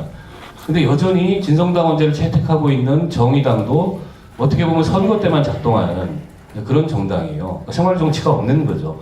근데 진보정당이 뭐가 있습니까? 사실은 당원이 거의 유일한 힘이고 당원이 유일한 재산이고 또 그런 당원들의 생활 세계에서의 활발한 정치 활동을 통해서 당의 존재를 이 국민들 속에 알리는 것밖에는 저는 다른 전략이 없다. 그게 가장 중요하고 가장 기본적이면서 핵심적인 전략이다. 그런 면에서 지금 정의당의 당원 수가 그렇게 많지 않습니다. 그리고 지역위원회나 시도당을 아직 건설하지 못한 데들도 있어요. 결국엔 진보정당으로서 장기적 생명력, 그리고 단지 반짝하고 그냥 또 이름 바뀌고 사라지는 정당이 아니고 지속 가능한 정당이 되기 위해서는 이 기층의 당원 구조, 그리고 이 당원 조직, 그리고 그 당원들의 정치 활동, 저는 이게 살아있어야 되고, 지금까지 진성당원제를 해오면서도 실제 일상적으로 지역사회에서 어떤 매뉴얼을 가지고 우리가 국민을 만나고 정치 활동을 할 건지에 대해서 없었어요. 놀랍게도. 저는 그런 것들이 좀 만들 수 있어야 된다. 그리고 서구의 진성당원제를 채택하는 진보 정당들은 다 사실은 그렇게 풀뿌리의 근간에 뿌리를 내리고 있는 정당들이라는 점에서 저는 그 이후에 정의당이 추구해야 될 모델도 역시 그러하지 않은가 이런 생각이 들고, 제도적으로도 지금 지구당제 폐지했지 않습니까? 원내 정당화하자 뭐 이런 얘기들 하고 또 고비형 정치구조 해소해야 된다. 근데 이게 사실은 정당 정치 전체를 진보 정당뿐만이 아니고 약화시키고 국민들과 유리시키는 결과를 가져왔기 때문에 정의당이 제안하는 정치 혁신 핵심 내용에 전 지구당제 부활을 과감하게 이제는 얘기해야 된다 그런 생각을 하고 있습니다. 네, 이상입니다. 예, 박 의원은 내부에 계시기 때문에 우리가 그렇지 않으면 들을 수 없는 얘기를, 귀중한 정보를 많이 해주세요. 그 중에서도 이 제도를 바꿔야 된다는 거는 이제 굉장히 크루셜한 건데, 아쉬운 거는 이런 것 같아요. 논의를 좀 해봐야 되겠. 그러면 어떻게 바꿀 거냐? 그게 계속해서 헛도는 것 같아요, 지금. 그러면 그 중요한 건 아는데, 앞으로 어떻게 할 거냐? 그거를 이제 나중에 노 대표께서 한번 말씀 좀 해주시고, 예, 그럼 이제 마지막으로 오래 기다렸는데, 우리 김윤철 선생 부탁드립니다. 앞에 선생님들께서 좋은 말씀들을 많이 해주셔서 반복되지 않는 이야기들 중심으로 좀 말씀을 드려보겠습니다. 우선 하나는 최근에 이제 10년이 지나니까 정당학자들이 2004년도 민주노동당 시절에 대한 이야기, 한국 정당 정치가 가장 정상화된 시기였다라고 하는 논의들이 나오고 뭐 그런 모습을 종종 보곤 합니다. 오늘도 또 일부 중간에 왔습니다만은 보니까는 좋았던 시절 2004년 뭐 이런 말씀들을 많이 하시는데요. 제가 봤을 때 지금 진보 정치 여러 어려움들을 논하는 데 있어서 2004년이라고 하는 시기가 과연 현재의 그 잘잘못을 가리는 기준일 수 있는가라고 하는 부분에 대해서 좀 생각해봐야겠다는 생각입니다. 2004년은 뭐 국민이 준 수십 년 만에 준 그 기회였다고 보여지는데요. 노무현 정부 비롯해서요, 포함해서 민주노동당에게도 굉장히 기회를 줬다. 새 정치를 해봐라라고 하는 굉장히 여러 뭐 역사적으로 축적되어 온 흐름이 있었습니다만 어쨌든 2004년도의 경우는 굉장히 예외적인 거다. 그러니까 원내 진출뿐만 아니라 열석을 하고 또 정권도 또 민주개혁 세력이 잡고, 그러니까 그 시절에 비추어서 자꾸 지금의 시절을 자학하고 괴로워할 필요는 없다 저는 생각이 들고요. 동시에 또 이 관점이 그런 것 같아요. 2004년도를 자꾸 기준으로 삼는 이유가 뭐냐면 80년대 반독재 민주변혁 시기를 또 굉장히 일상적인 굉장히 일반적인 시기라고 착각들을 하고 있다. 80년대도 한국의 역사에서 대단히 예외적인 시기였다. 국민들이 진보 혹은 국민들이 반독재를 외치고 민주화를 지향하고 하나의 새로운 시대를 영원하고 이런 부분들은 역사적으로 굉장히 드물게 나타나는 거라는 거죠. 그런 부분에다가 자꾸 비추어서 평가할 문제는 아닌 것 같고요.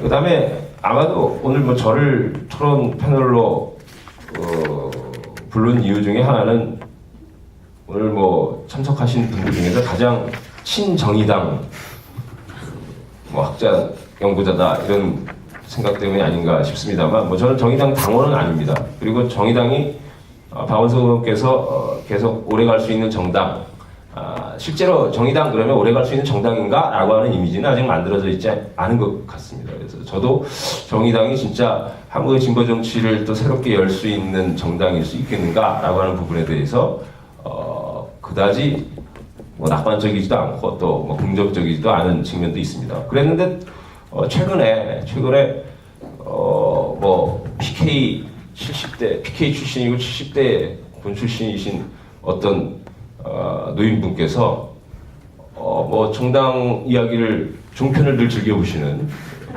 분이 이야기를 하시다가 정의당의 이미지가 좋다는 거예요. 그래서 이야 정의당이 꼭 비관적이지만은 않구나. 긍정적 요소가 있다. 특히 앞서 선생님께서도 말씀해 주셨던 소수자 보호라든지 약자를 보호한다라고 하는 긍정적 이미지는 여전히 존재하고 있고, 또 고착화된 새로운 리더십의 등장을 가로막는 장애물로 지적되기도 하는 여기 이제 노회찬 전 대표 혹은 심상정 원내대표 이 두 분들이 또 국민들이 보기에는 듬직하고 똑똑한 또 리더다 이거죠. 우리들이 보기에는 굉장히 고루하고 낡고 지겹기도 하고 그렇습니다만 국민들이 보기에는 다른 기성 정치인들과는 그래도 구별되는 또 좋은 정치인이다라는 평판은 또 존재하고 있다. 또 거기다가 요새는 가장 핵심은 정의당은 그래도 종북은 아닌 것 같다 이런 겁니다. 그러니까 어쨌든 긍정적인 요소들이 있는데 제가 앞서 일부 세션도 이렇게 지켜보면서 느낀 것은 왜 진보 정치를 논함에 있어서 자꾸 잘 못한 것을 중심으로 생각하는가? 과연 그게 성찰인가? 저는 제대로 된 성찰은 잘못된 것을 잘못했습니다라고 이야기하는 것이 아니라 잘했을 때조차도 우리가 그릇되게 갖고 있었던 어썸션이 무엇이었느냐? 그러니까 당을 만드는 데 있어서 당을 예쁘게 만들고 아까 노 대표님께서 말씀하셨지만 당내 민주주의를 잘하면 이 정당이 크는가? 혹은 그냥 또 당내 분열 정파 갈등이 없었으면 잘 되었을 것인가? 라는 등등의 가정들이 실제 맞는 것인지에 대해서 검토해 보는 것이 저는 성찰이라고 생각합니다. 그러니까 자꾸 성찰을 내가 못한 것이라고 하는 그런 부분으로 접근하는 것이 아니어야 한다. 실제로 역사적으로 보면 아까 분열 이야기도 나왔습니다만 민주노동당 시기 이후 통합진보당 등등의 그 분열이라고 하는 것이 지금은 사멸했습니다만 일본 사회당이라든지 여전히 건재한 영국 노동당이라든지 이런 정당들에 비해서 내부 갈등이 심했느냐 그 증거는 없습니다. 그러니까 민주노동당 혹은 한국의 진보정당이 분열로 망한다라고 하는 것 이거는 그것도 하나의 신화이고 편견일 따름이다라고 저는 생각을 합니다. 그러니까 게다가 정당이라고 하는 것은 기본적으로 앞서도 샤츠슈나이더 얘기가 나왔습니다만 샤츠슈나이더의 얘기는 정당은 승리에 대한 가능성을 제공하는 겁니다. 그래서 서로 입장이 다른 사람들이 모여서 정권을 잡으려고 모이는 그 조직이 정당입니다. 그러니까 승리에 대한 전망이 사라졌기 때문에 사실은 분열도 일어나고 그 사태들을 겪어왔던 것이죠. 그러니까 왜 그럼 승리의 전망이 사라졌느냐? 민주노동당과 다르게 정의당은 왜 영구히 존속할 거라고 하고 혹은 성장해 갈 것이라고 하는 전망을 왜 제공하고 있지 못하느냐? 저는 문제의 질문의 방식이 달라야 된다고 생각을 하고요. 또 최근에 보면은 제가 18대 대선 끝나고 12월 며칠인가 그때 참여사연걸 주최의 토론회에서 진보 정치는 큰일 났다. 이제 안철수 정치 세력이 등장해서 제 3의 공간을 장악해 들어가고 있고 뿐만 아니라 경제민주화 등등도 기성정치 세력들이 다 수용을 했기 때문에 의제 투입의 정치도 안 되고 새로운 의제 이게 안 된다는 거죠. 이미 나올 수 있는 의제는 다 나왔고 그 다음에 기성 보수 정치들이 다 그거 먹었고 또 거기에다가 새로운 리더십과 또 새로운 정치를 표방한 세력이 등장했다. 그런 좀 다소 비관적인 전망을 낸 바 있었습니다. 그런데 최근에 또 한 1년 좀 넘게 해서 지나고 보니까 또 역시 정치는 늘 여러 선택들의 그 축적과 전략적인 선택 속에서 기회가 생긴다고 제가 보니까 안철수 신당은 합리적 보수와 성찰적 진보를 표방했음에도 불구하고 실제 정당 공간 속에서 새누리당과 민주당 사이에 포지셔닝을 하고 있는 것 같더라. 진보의 공간들이 그대로 있더라는 거죠. 그럼 이제 잘하면 된다는 거예요. 진보의 공간으로 존립의 공간은 존재하고 있다는 겁니다. 그러니까 이 공간을 어떻게 이제 잘 만들어 갈 거냐. 또 게다가 기회가 있다. 뭐냐, 계속 노무현 정부 때부터 갈등하고 경쟁했었던 자유주의 세력이라고 비판하고 오하고 있었던 그 민주당이 점차적으로 다시 살아날 수 있을까라고 하는 깊은 회의에 빠져들게 되는 즉 쇠락의 모습을 보이고 있다는 거예요. 이 여기에서 진보라고 하는 분명히 진보 정치 공간은 존재한다라고 하는 것이죠. 그래서 이 문제를 이걸 이제 잘 살려야 되는데 제가 제기하고 싶은 것은 그것도 1년 넘었나요? 지난 겨울이었던 것 같은데 진보정의연구소가 주최했던 토론회에서 진보 정치 정의당은 일단 제일 중요한 것은 당을 존속하려면 사회 기반 등등도 구축하는 것도 중요하지만 목표를 정하라는 겁니다. 목표가 뭐냐라는 겁니다. 그러니까 여전히 예전처럼 3정당 할 거냐? 그래서 다당제 구도 만들고 거기에서 보수 진보 왔다 갔다 하면서 뭔가 노려볼 거냐? 과연 그 전략이냐? 그것이든 아니든 간에 좀 목표를 분명히 해야 전략도 나오는 것이고 또 그 전략에 따른 어떤 성과, 평가할 수 있는 성과와 기준도 나타나는 거라고 보여집니다. 근데 사회민주주의, 예를 들어 표방을 하는데 사회민주주의가 집권 이념인지 아니면 사회민주주의라고 하는 부분 내에 전략이 주목하고 있는 건지 이런 등등에 대한 것도 분명해 보이지 않습니다. 제가 이 목표를 또 분명히 하고 제가 갖고 있는 개인적인 입장은 아무리 소수 정당이라고 하더라도 이미 한국 정당 정치 환경에서 진보 정당은 기성 정치 세력이고 그 다음에 무엇보다도 책임을 져야 하는 정당입니다. 즉 의석수가 적다고 해가지고 하소연하고 그것이 용납될 수 있는 정당은 아니라는 것이죠. 이미 국회 혹은 정부 진출의 가능성 이 부분들을 갖고 있는 통치 세력이에요. 저는 뭐 그 한간에 그 이야기도 있지 않습니까? 그 이석기 씨가 그렇게 저 탄압받고 뭐하고 하는 이유 중에 하나가 실제로 2012년 민주정당 집권 전략 그 사람들 했던 거 아니에요? 연립정부 구성 문재인 후보 당선했을 때 연립정부라고 하는 자기들의 나름의 구성과 있었습니다. 집권 시나리오가 있었던 거죠. 그런 방식들을 갖고 있다가 이제 지금 시도권을 받고 있는 겁니다만 어쨌든 소수당이라고 하더라도 그 정부 진출의 가능성이라고 있는 정부 속의 정당으로서의 위치가 분명히 있다라고 하는 것이고 그거에 대해서 분명히 인지를 하고 그런 만큼 우선순위를 무엇으로 정할 것인가에 대해서 이제는 그냥 소수자 보호 등등으로만 갈 수 있는 것도 아니다라고 하는 겁니다. 뭐 최근 신 대표께서 저희 GOP도 가고 뭐 이런 등등 행보가 있는데 그런 행보들 좋다 저는 생각이 듭니다. 문제는 그게 이제 그냥 단순하게 보여주기 전시성 행사로 가면 안 되겠죠. 근데 거기에서 분명한 외교국방론도 존재해야 되고 도대체 대한민국에 대한 자기들의 관점이 뭔지 이 대한민국을 어떻게 생각할 것인지 이런 부분에 대해서도 이 정의당 혹은 진보 정치는 답을 갖고 있어야 된다는 겁니다.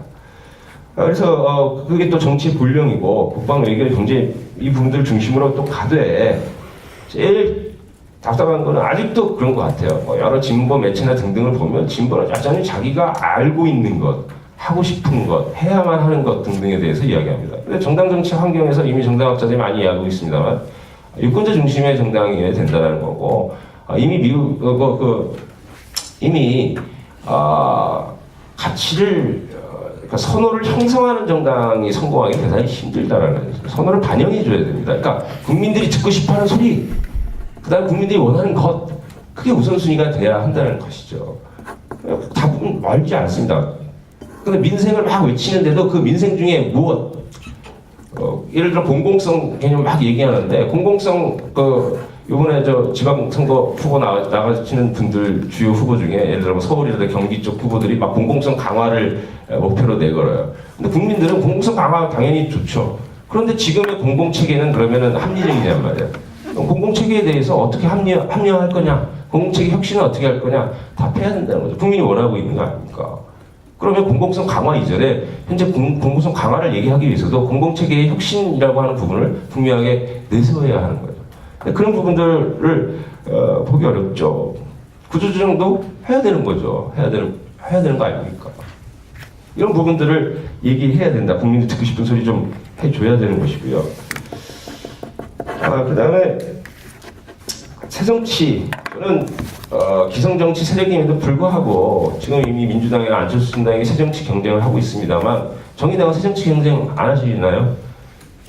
하셔야 됩니다. 새정치 경쟁. 도대체 새정치가 무엇이냐? 안철수한테 자꾸 당신이 말하는 새정치는 뭐냐고 묻지만 마시고 정의당이 이야기하는 새정치는 뭔지도 답해야 된다. 제가 봤을 때 그 새정치는 그간의 선호적인 이념 갈등이라든지 양보 없는 이해 갈등 이런 것과 단절하는 정치입니다. 그렇게 대빵 싸우고서도 아무 성과가 없는 정치.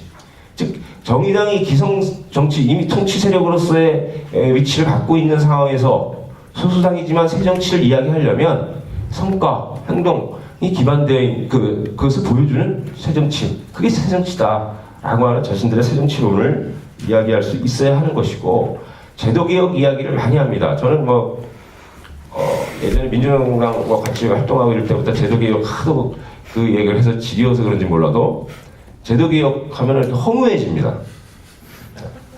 제도개혁. 과연 노 대표님 포함해서 과연 한국 정당 정치가 정말 소선거구제가 없어지면 정치가 좋아질까요?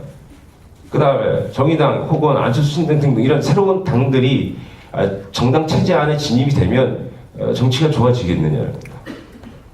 그러니까 한국의 정치가 왜 안 되냐? 투입에 비해서 산출이 없다. 이 산출이 없는 것이 과연 새로운 정치 세력이 진입의 장벽을 낮추어서 이루어질 문제냐? 물론 있습니다. 경쟁이 심화되고 그러면 여러 경제민주화 등등의 의제도 모두가 가져갔듯이 수용했듯이 뭔가 효과는 있겠죠. 그러나 아직 우리는 목격하고 있지 못합니다. 그러니까 제도가 어떤 산출을 과연 가져올 것인가에 대해서 보장이 없습니다. 거기에다가 일본 정치에서 많이 드러났지만 선거제도를 바꾸니까 바로 각 정당들은 그 선거제도에 따라 또 적응 전략을 구사합니다. 그러니까 제도라고 하는 것이 과연 원하는 효과를 내올 수 있을 것인지에 대해서 저는 과연 또 그리고 그것으로 국민들을 설득할 수 있을 것인지에 대해서 학자는 이야기할 수 있습니다만 정치하시는 분들이 제도개혁이라고 하는 부분들을 기치로 내걸어서 자신의 정체성을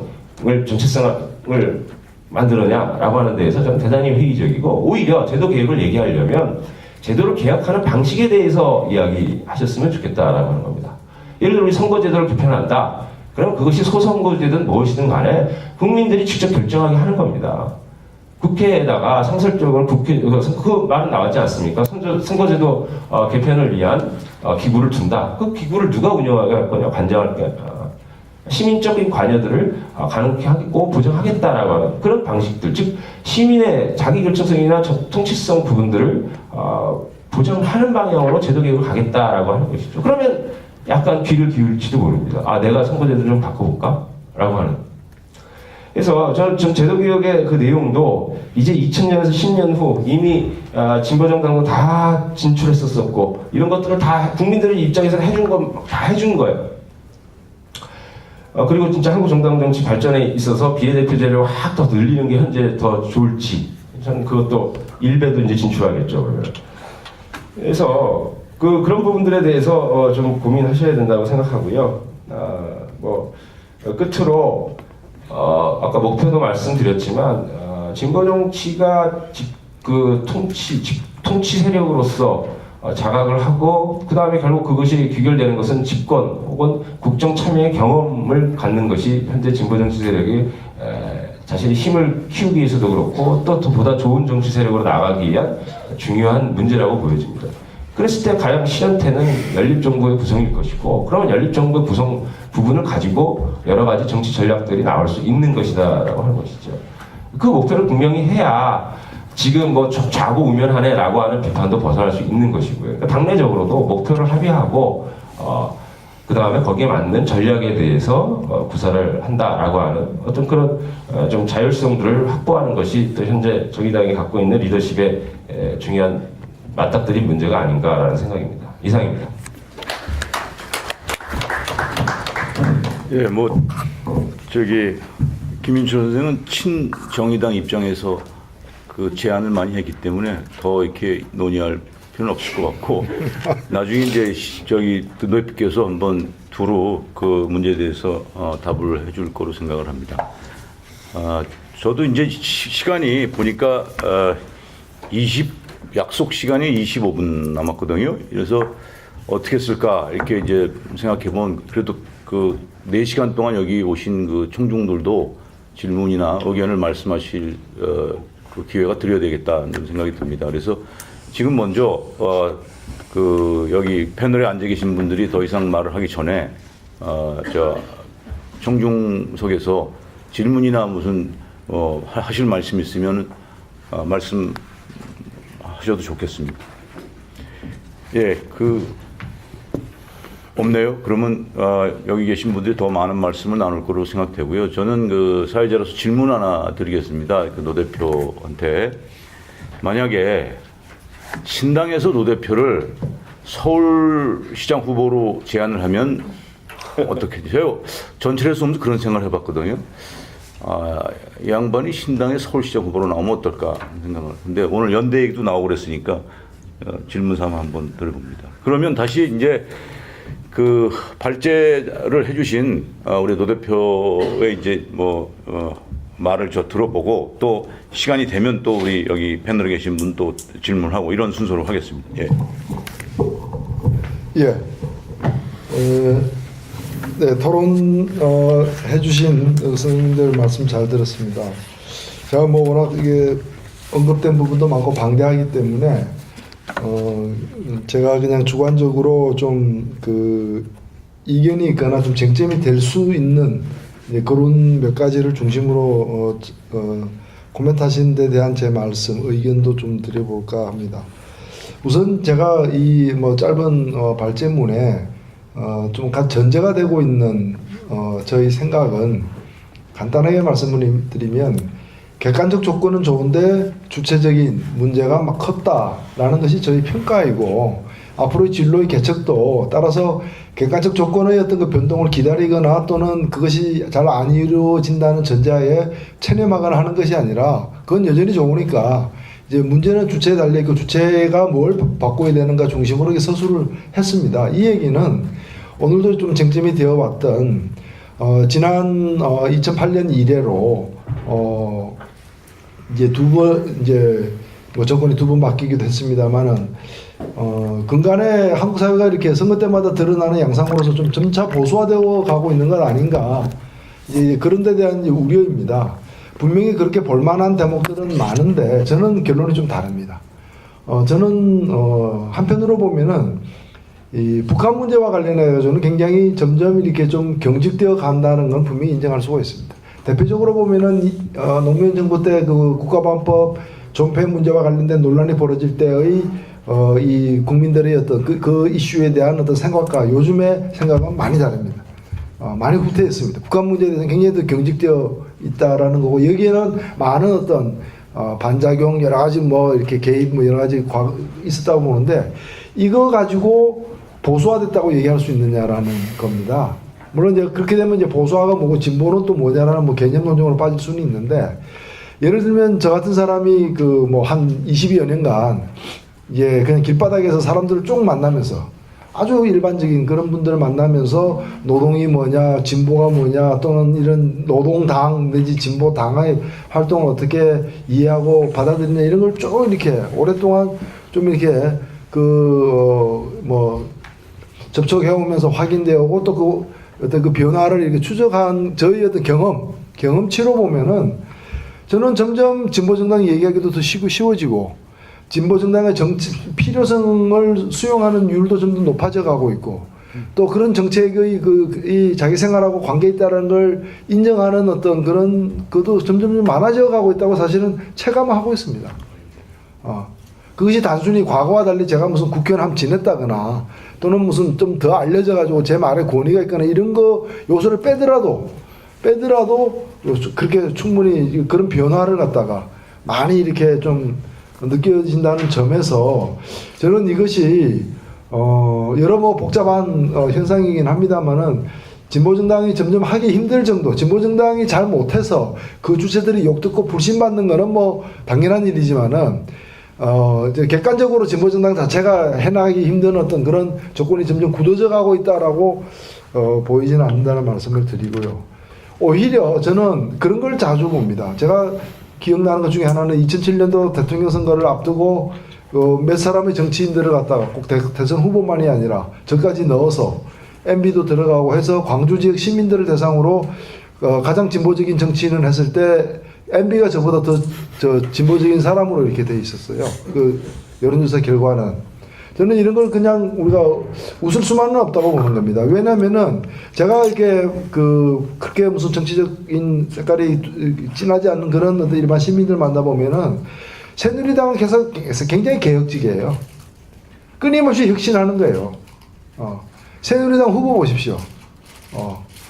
이회창도 그렇고 이회창 뭐 정치 생략하고 MB도 그렇고 다 바깥에서 괜찮은 사람 데리고 온 거예요. 우리한테는 누구의 딸로 되어 있지만 현재 대통령도 사실은 굉장히 이제 부정부패와 무관하고 이렇게 혁신적인 그런 이미지를 꽤 갖고 있어요. 그러니까 이 당은 만인의 지탄을 받기도 하지만은 그런 어떤 정파적인 데서 조금 벗어난 사람들한테는 계속 그 리드하는 거예요. 그러니까 새누리당을 찍은 거는 보수 정당이어서 내가 보수로 사상이 경도되었기 때문에 또 보수가 좋아서 새누리당을 찍었다기보다는 그런 사람도 있겠지만은 북한 문제에 대한 아주 뭐 강한 태도 때문에 찍은 사람도 있겠지만은 예를 들면 경제민주화만 가지고도 보더라도 오히려 더 신뢰가 가는 측면이 있다라는 거죠. 신뢰가 가는 측면이. 이명박 대통령이 왜 당선됐습니까? 경제문제 해결사로 인정받았기 때문에 당선된 거고, 박근혜 대통령의 경제민주화 공약은 뭐 누구 못지 않은 어떤 내용을 꽤 알찬 내용이었다라는 거죠. 그래서 저는 이런 이제 정당의 선호도에 대한 어떤 선거 결과를 가지고 보수 진보, 우리가 그 정당의 어떤 본질과 속성에 대한 나름대로 이해하고 있는 사람으로서 보수 진보에 대한 국민들의 어떤 성향 분석의 어떤 기본 자료로 쓰기에는 조금 신중할 필요가 있지 않느냐, 그런 말씀을 우선 드리고요. 그래서 민주당 같은 경우에 낡아 보인다는 거죠. 기본적으로 제가 느끼는 건 그래요. 노무현 대통령은 위험해 보일 정도로 파격적이고 탈권위주의적이었지만은 그 당시 가장 사람들이 힘들었던 IMF 10년 차가 되면서 사회 양극화로 점점 더 힘들었던 사람들의 기대, 서민의 생활을 낫게 줄지 모른다는 기대는 무참하게 짓밟혔기 때문에 한나라당이 아니라 무슨 공산당이라 하더라도 이명박 같은 사람이라면 채택하겠다라는 심정이었고, 그 당시 참여정부가 직접 한 여론조사, 2007년도 한 여론조사 보면은 우리 사회의 가장 큰 과제를 하면 1번이 경제고 2번이 민주화인데 경제가 70%고 민주화가 10% 정도. 그때 경제는 경제민주화, 사실은 내용적으로 따지자면. 근데 그 정치 민주화는 배부르다 뭐 이런 거였는데 그걸 제대로 해결해내지 못한. 그래서 저는 현재 그 정당 체제, 특히 민주당 뭐 이런 어떤 민주 독재로 형성된 정당 체제가 이런 새로운 요구와 과제를 갖다가 못한다는 건 이미 여기서 일단은 두 번의 정권 이후에는 지금 벌써 대통령 선거 2번 실패했지만 큰 정당적 변화가 없이는 이쪽 진영에서 뭐 새로운 정당은 모르겠습니다만 현 민주당 계열 이 대응 방식으로는 정권 창출 불가능하다고 사실은 보는 이유도 이런 배경이 있다는 말씀을 드리고요. 두 번째는 이제 연대 문제인데 이 부분은 일단 이제까지 실현되었던 연대에 대해서 부정적인 생각을 갖는 거는 제가 정영균 선생하고 똑같습니다. 똑같고 솔직히 이 부분은 저는 책임을 큰 당에만 미루고 싶지도 않아요. 큰 만큼 책임은 더 크겠지만은 작은 당들, 특히 뭐 우리 같은 사람이 속했던 당들도 그 굉장히 비난받아야 마땅한 책임이 사실 있습니다. 왜냐면은 솔직히 해서 연대 협상 과정에서는 엄청나게 막 이 질릴 정도로 정책 사안을 따졌지만은 솔직히 연대에서 가장 더 욕심을 냈던 거는 거래하는 그 의석 몇 개 주느냐, 후보 자리 몇 개 주느냐였고, 그게 어느 정도 만족스럽게 확보된 뒤에는 그 공동 무슨 정책 합의서 이런 것이 실현되는 여부에 대해서는 전혀 신경도 안 쓰고 그 이후에 또 연대 시도할 때 이게 바탕이 되지도 않는다는 거죠. 솔직히. 어찌 보면은 실리 위주의 연대, 정치적 이해관계 중심의 연대를 한 공범이다. 작지만은 그런 점에서 저는 이런 것이 점점 더 명분이 없어지는 것이고 바람직하지도 않는 것이고, 더 중요하게는 솔직히 실리로 따지더라도 민주당하고 FTA 반대 그런 거는 정말 형식적인, 제가 볼 때는 정신적 만족을 위한 것이지, 그거 합의하면 그 FTA 반대할 걸로 믿었느냐? 안 믿었죠. 실제로는 민주당이 집권하더라도. 이제 그런 식이 아니라 좀 제가 그래서 아까 말씀드린 이제 몇 가지 주요한 복지 정책과 더 중요하게는 선거제도와 같은 그걸 확실하게 담보를 받기 위한 연대고, 그 연대를 위해서라면 오히려 그 이전보다 더 큰 폭의 연대도 가능하다는 어떤 그런 이제 좀 태세를 갖춰야 되는 게 아니냐 하는 그 정도 말씀을 생각을 갖고 있다는 말씀을 드리고요. 그 다음에 이 리더십 문제는 굉장히 복잡한데요. 기본적으로 저는 이렇게까지 이제 4분 5일되고 쪼개지고 저는 이 진보의 색깔이 강해서 지금 지지자들이 떠났다고 생각되지 않습니다. 한때 2004년에 20%까지 지지율을 얻다가 지금은 세 당이 다 합해가고 5%도 안 되는 상황에 이르는 것은 지켜봤더니 너무 세다. 이건 저는 아니라고 봅니다. 진보성 때문에 된 게 아니라 저게 믿을만 하냐라는 사실 부분이고, 여기에는 불안정성도 크게 작용했다고 봅니다. 무슨 NL 무슨 뭐 주사파 이런 문제도 없지는 않았겠지만은 이거는 껐떡하면 깨지고 끄떡하면 헤어지고 막 싸우고. 근데 그래서 저는 이 과정에서 가장 치명적으로 드러난 것은 뭔가 뭐 리더십의 부재 내지 취약성이라고 사실 봅니다. 어차피 진보는 그 뭐 똑똑한 사람, 복잡한 사람, 뭐 목소리 큰 사람들 많기 마련인데 이런 것을 갖다가 통합적으로 이렇게 모아낼 수 있는 그 리더십, 이 어쨌거나 결과적으로는 대단히 부족하거나 없었다는 것은 판명된 거 아니냐. 이런 것들이 세력의 어떤 불안정성으로 보여지고 이렇게 불안정한 세력을 계속해서 이제 추적해가면서 찍어야 될 이름도 다 외우기 힘든데 이제 그런 것이 이제 크게 작용을 했다고 보는데 그러면 이 리더십이 어떻게 된 거냐와 관련해서는 제가 이제 좀 이게 뭐 이제까지 우리가 안 해온 얘기이긴 한데요. 저는 뭐 솔직히 얘기를 좀 해야 될 필요성을 느낍니다. 이게 여러 좀 크게 봐서 이중적인데 하나는 뭔가 하면은 이 이른바 새누리당 혹은 민주당 뭐 저는 새 정치연합까지 포함해서 이런 당들하고 리더십이 만들어지고 검증되는 이 시스템이 완전 다르다는 겁니다. 거기는 어쨌거나 제가 볼 때는 거기야말로 어찌 보면 한편으로는 엘리트주의가 있습니다. 거기도 보면은 뭐 평당원 이런 게 중요하지 않으니까요, 사실은. 근데 거기 보면은 정치인 플러스 정치 지망생이 동력이에요. 당을 움직이는. 그리고 이 사람들의 의사결정에 주요한 걸 다 사실은 장악을 하고 있습니다. 그런데 이거는 이제 엘리트주의라고 볼 수 있는데 이 엘리트주의가 그나마도 건강성을 갖게 되는 건 뭔가 하면은 이 사람들이 공직선거라는 어떤 그 과정을 갖다가 통과해야 자기 권력 행사를 하거나 의사결정하는데 이제 영향력을 발휘를 하는 거예요. 주대인은 일부 고참을 제외하고선 주대인은 그렇습니다.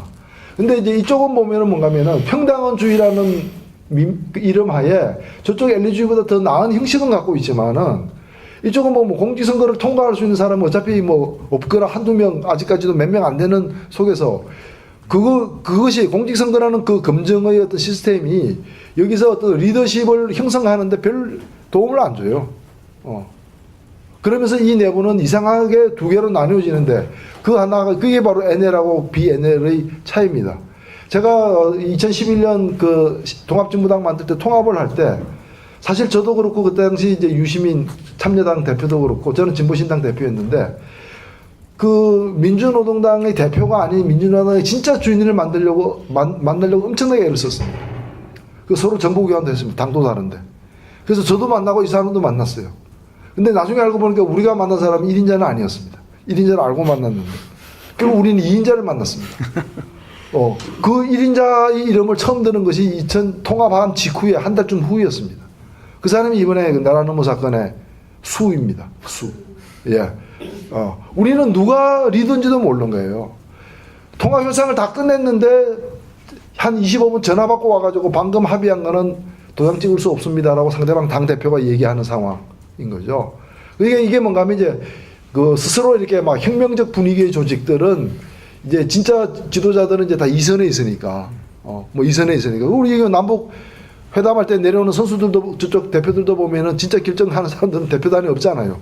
따로 이제 비슷비슷하게 오기도 하고 막 그러는데, 뭐 그런 시스템에서 이 시스템의 가장 취약점은 뭔가 하면 리더가, 저는 왜 이석기라는 사람이 리더가 됐느냐. 투명하게 검증받는 절차가 없었다라는 거죠. 자기 생각을 내고 당원들에게 국민들에게 내고 거기에서 통과돼 가지고 리더가 되는 그런 점에서 어떻게 보면 우리가 엘리트주의라고 비판해왔던 보수 정당들보다도 이쪽이 훨씬 더 폐쇄적이었다는 거죠.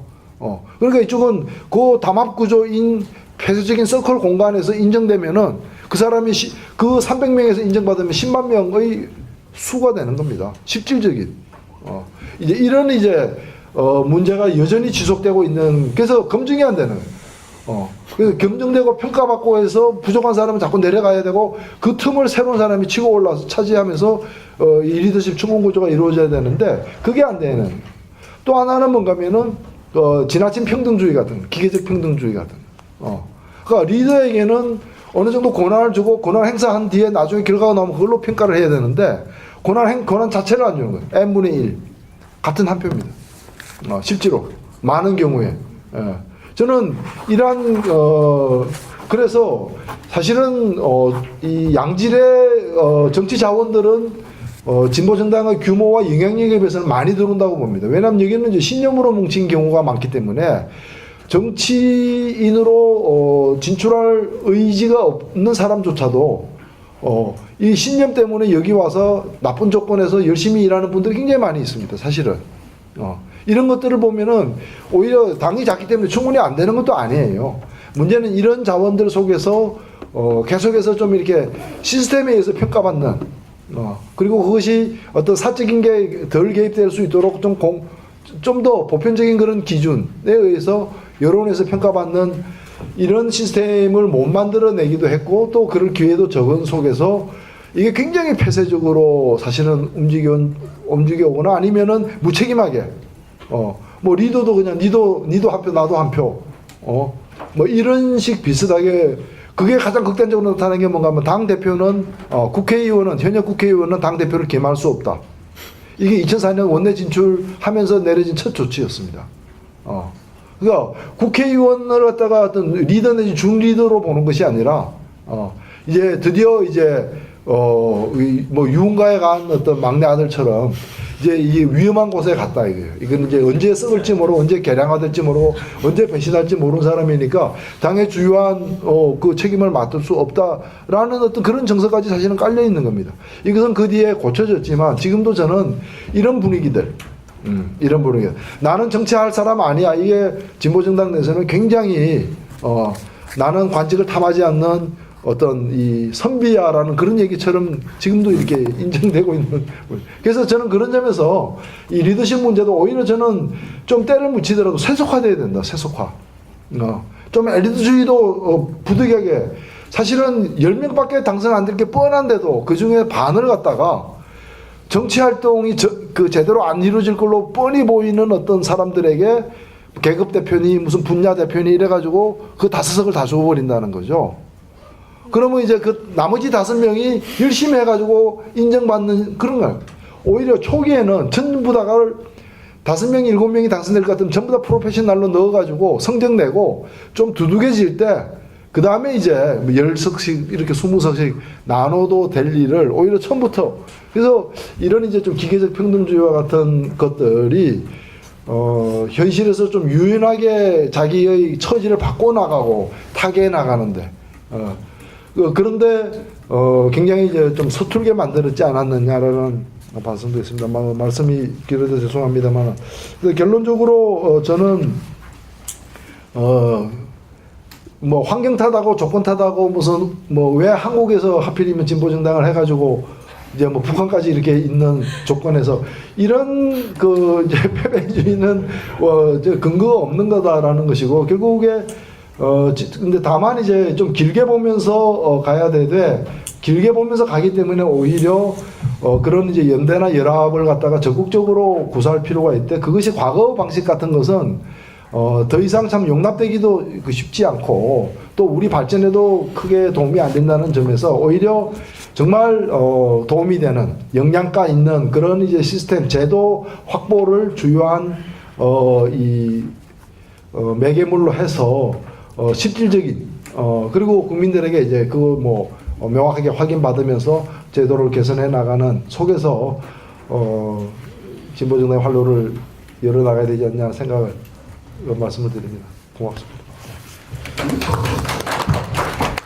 예, 뭐 옆에 보니까 빼곡히 적었는데 뭐 충분하지는 않지만 그래도 상당 부분 저희가 원하고 싶었던 뭐 정보가 오갔던 것 같습니다. 저는 이렇게 들으면서 지금 우려되는 게 미국 학자들이 미국에서 1910년도에 사회당 후보가 나와서 8% 얻은 적이 있어요. 그러고 사회당이 없어졌는데 그 유명한 이제 역사하고 정치학의 장르가 왜 미국에는 사회당이 존재하지 않는가? 그런 의문에 진보적인 학자들이 끊임없이 자문을 하고 70년 후에 책이 나왔어요. 뭐 그간에 논문도 많이 썼지만 그래서 거기서 공통된 답은 뭐냐면 우리와 똑같은 면이 2개 있어요. 대통령제고 소선거구제. 이런 데서는 사회당이 클 수 없다. 굉장히 토양이 아주 안 되는 토양이다. 그런 것이 혹시 오늘 이 세미나를 끝나면서 50년 후에 우리도 똑같은 현상이 보일까봐 굉장히 마음속에 어두운 짐으로 남아 있습니다. 그래서 올림픽을 보면서 그 안현수 현상을 보면 진보당이 그 잠재적인 지지 기반은 굉장히 많다. 우리 사회가 안현수에 열광하는 걸 보면 이 2등 시민, 어디에도 이게 불 붙일 수 없는 그런 사람들이 상당히 있는데 그런 사람들을 적극적으로 목소리를 끌어내줄 그런 게 이제 진보당이 아닌가 이런 생각을 합니다. 예. 정말 여기 많은 분들 오셨는데 감사하고요. 그 토론자들 혹시 뭐 더 하시고 싶은 말씀이 계시거나 그러면 말씀하고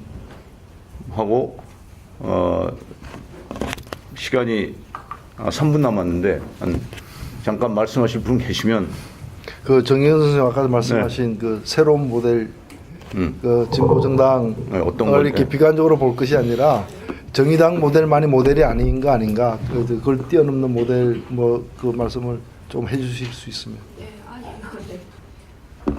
지금 이제 대충 뭐 노회찬 의원께서 말씀해주신 여러 가지 그 진단과 구상은 아마 뭐 새로운 정치 해야 된다라고 얘기하는 사람들의 머릿속에 있는 것과 그렇게 다르지 않습니다. 그러니까 많은 부분 우리가 이 시대인식 또 이 현실 정치에 대한 부정적인 문제인식 이런 것들은 다 비슷한 맥락인데 실제로 이제 본선에 들어가면 굉장히 배타적으로 바뀌는 것이죠. 그게 저는 진보 지정의 가장 큰 문제라고 생각이 됩니다. 그러니까 뭐 선거를 치르자 하면은 이제 뭐 안철수 신당파, 뭐 여기 진보 정당파 정신이 없죠. 그러니까 자기의 파이를 키우기 위한 그게 사실은 엄연한 현실일지도 모르겠습니다만 그런 차원에서 놓고 보면 이 배타성을 어떻게 좀 넘어갈 거냐 이런 고민들이 있는 것이고요. 또 하나는 아까 말씀하신 것처럼 새정치신당이 실제로는 이제 새로운 정당 모델을 지금 뭐 여러 가지로 얘기를 하고 있는 것 같습니다. 그러니까 아까 그 진보정당에서 만들어 놓은 어떤 진성당원제를 근간으로 하는 것도 중요하지만 당원의 역할이 뭔가 또 지역에서의 어떤 정당 조직이 지역에 어떻게 공헌할 거고 지역민들의 삶 속으로 어떻게 들어갈 거냐 이런 소위 말하는 정당 하부 조직 모델에 대한 고민들을 새정치신당은 하고 있는 것으로 저는 알고 있습니다. 그래서 생활 속으로 들어가는 어떤 깨어있는 어떤 진보적인 정당들의 조직 모습이라는 것들을 조금 새롭게 고민을 해보자 뭐 이런 거고요. 저는 사실은 진보 정당도 상당히 아까 뭐 관료화돼 있고 또 기성정당화돼 있다. 이게 조직 체계 자체가 그러하다라는 거였거든요. 그래서 좀 더 그 하부 조직을 강화시키는 생활 중심에 서 있는 새로운 당원의 어떤 역할과 정당의 역할을 설계해서 이런 어떤 문제의식을 같이 좀 키워낼 수 있는 그런 대중정당으로서의 그 모습들을 진보정당뿐만 아니라 다른 스펙트럼에서도 또 고민을 하고 있다, 할 수 있다라는 그런 말씀을 드린 겁니다. 실제로는 뭐 특별하게 뭐 이론적인 그런 게 있어서 말씀드린 건 아닙니다. 네, 정영준 감사합니다. 추가 말씀 해주셨고, 그러면은 이제 저희가 쓴 시간 다 지났고요. 이 오늘 굉장히 귀중한 모임인데, 손석희 9시 뉴스에 나올지 모르겠습니다. 김용복 회장이 굉장히 정당학회 지금 회장인데, 우리 사회의 이 진보정당의 그 향후 진로를 놓고 이렇게 진지한 모임을 마련했다는 데에 대해서 굉장히 의미 있는 노력이었다. 그래서 정말 감사하게 생각하면서 우리 정당학회 회장한테 박수 치면서 이 오늘 마치도록 하겠습니다. 네, 수고하셨습니다.